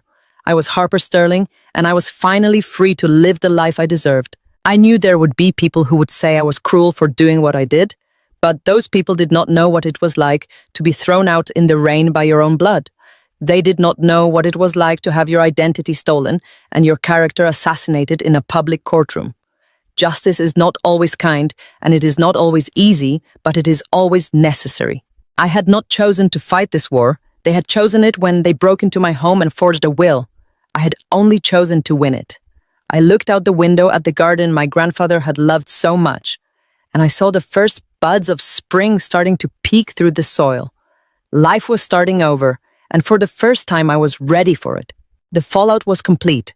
Marcus Thorne would never practice law again. My parents would never be able to hold their heads up in this city again. And Brittany would have to learn what it means to actually work for a living. They had lost their power, their dignity, and their future because they had chosen greed over family. They had looked at a fortune and seen a way to escape their own failures, but they had only succeeded in making those failures permanent. I was the winner in this story, not because I had the money, but because I had the truth. I stood up and walked out of the study, leaving the ghosts of the past behind me. I had a life to build, and I was not going to waste another minute on people who did not deserve my time. I was free. I was strong. I was Harper Sterling. The transition from the old life to the new one was seamless. I moved back into the estate and began the work of restoring it to its former glory. I used my skills as a bookkeeper to audit the family finances, and I made sure that every debt my parents had incurred in my grandfather's name was paid back from their own frozen accounts. I did not want their money, I did not want their things, I just wanted the slate to be clean. I hired a team of professionals to manage the property, and I began to plan for the future of the Judge Sterling Scholarship Fund, a project my grandfather had talked about for years. I was finally using my skills for something meaningful, something that would help others, instead of just keeping my toxic family comfortable. I often thought about that moment in the courtroom, the way Marcus looked when the bailiffs took him away, and the sound of my mother's wailing. It was a dark moment, but it was also the moment of my rebirth. It was the moment I realized that I did not have to be the victim anymore. I could be the one who sets the terms, the one who demands respect, and the one who gets it. I had learned that the only way to deal with toxic people is to stop playing their game and start making your own rules. I had done that, and it had changed everything. I was no longer defined by their hatred. I was defined by my own actions and my own success. As I sat on the porch of the estate watching the sunset, I felt a sense of gratitude. That was almost overwhelming. I was grateful for Patricia Hayes, who had been my rock and my guide. I was grateful for my grandfather, who had protected me even when he was not there to see it. And I was even grateful for the betrayal because it had forced me to find the strength I did not know I had. I was Harper Sterling, and my life was finally my own. The villains were gone, and the future was bright. I closed my eyes and listened to the sound of the wind in the trees, and I knew that I was finally at peace. The courtroom showdown had been the climax of the story, but the real ending was here in the quiet moments of my new life. It was in the way I could look in the mirror and smile, and the way I could walk through the halls of the estate without feeling like a ghost. I had taken back my name, I had taken back my legacy, and I had taken back my soul. The realization of what I had accomplished was a warm glow in my chest that never faded. I had turned their slaughter into my victory, and I had done it all with nothing but the truth and a simple piece of plastic. I was finally the person my grandfather knew I could be, and that was the greatest payoff of all. I was no longer Harper Mitchell, the girl who scrubbed floors and paid bills for a family that hated her. I was Harper Sterling, the woman who had taken down a corporate shark and exposed a family conspiracy. I had proven that being a quiet bookkeeper did not mean I was weak, it meant I was careful. It meant I was a witness to their crimes, and I was the one who had the power to make them pay. I had used that power, and I had won.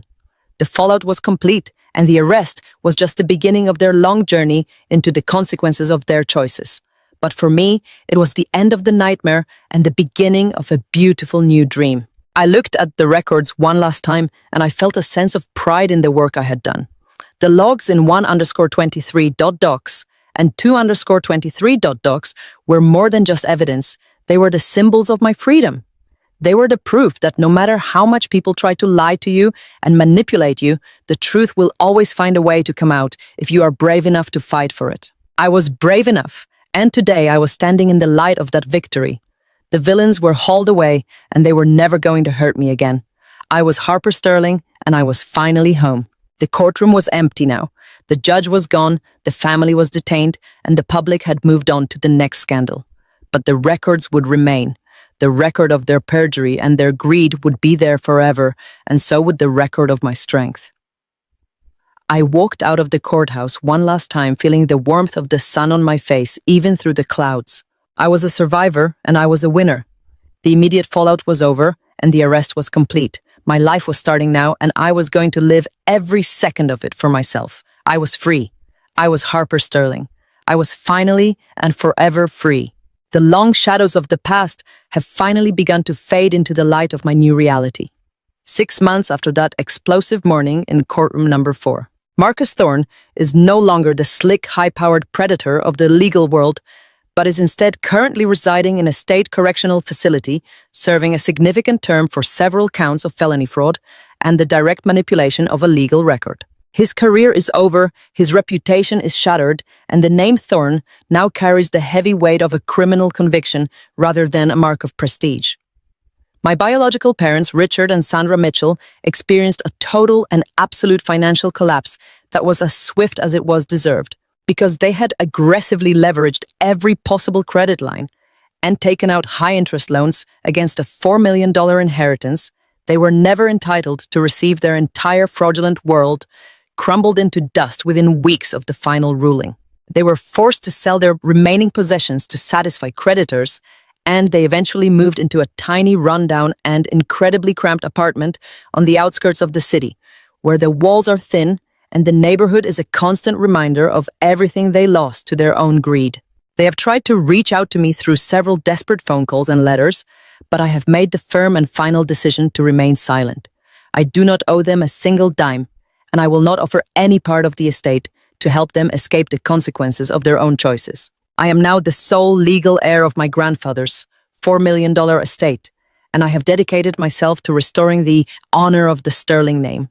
I carefully filed the original records labeled as 1_25.docs and 2_25.docs in a secure vault as permanent evidence that the truth will always survive the darkest of lies. I sold the massive old house that had become a monument to my family's cruelty, and I used those funds to settle into a stunning and bright condo that overlooks the shimmering water.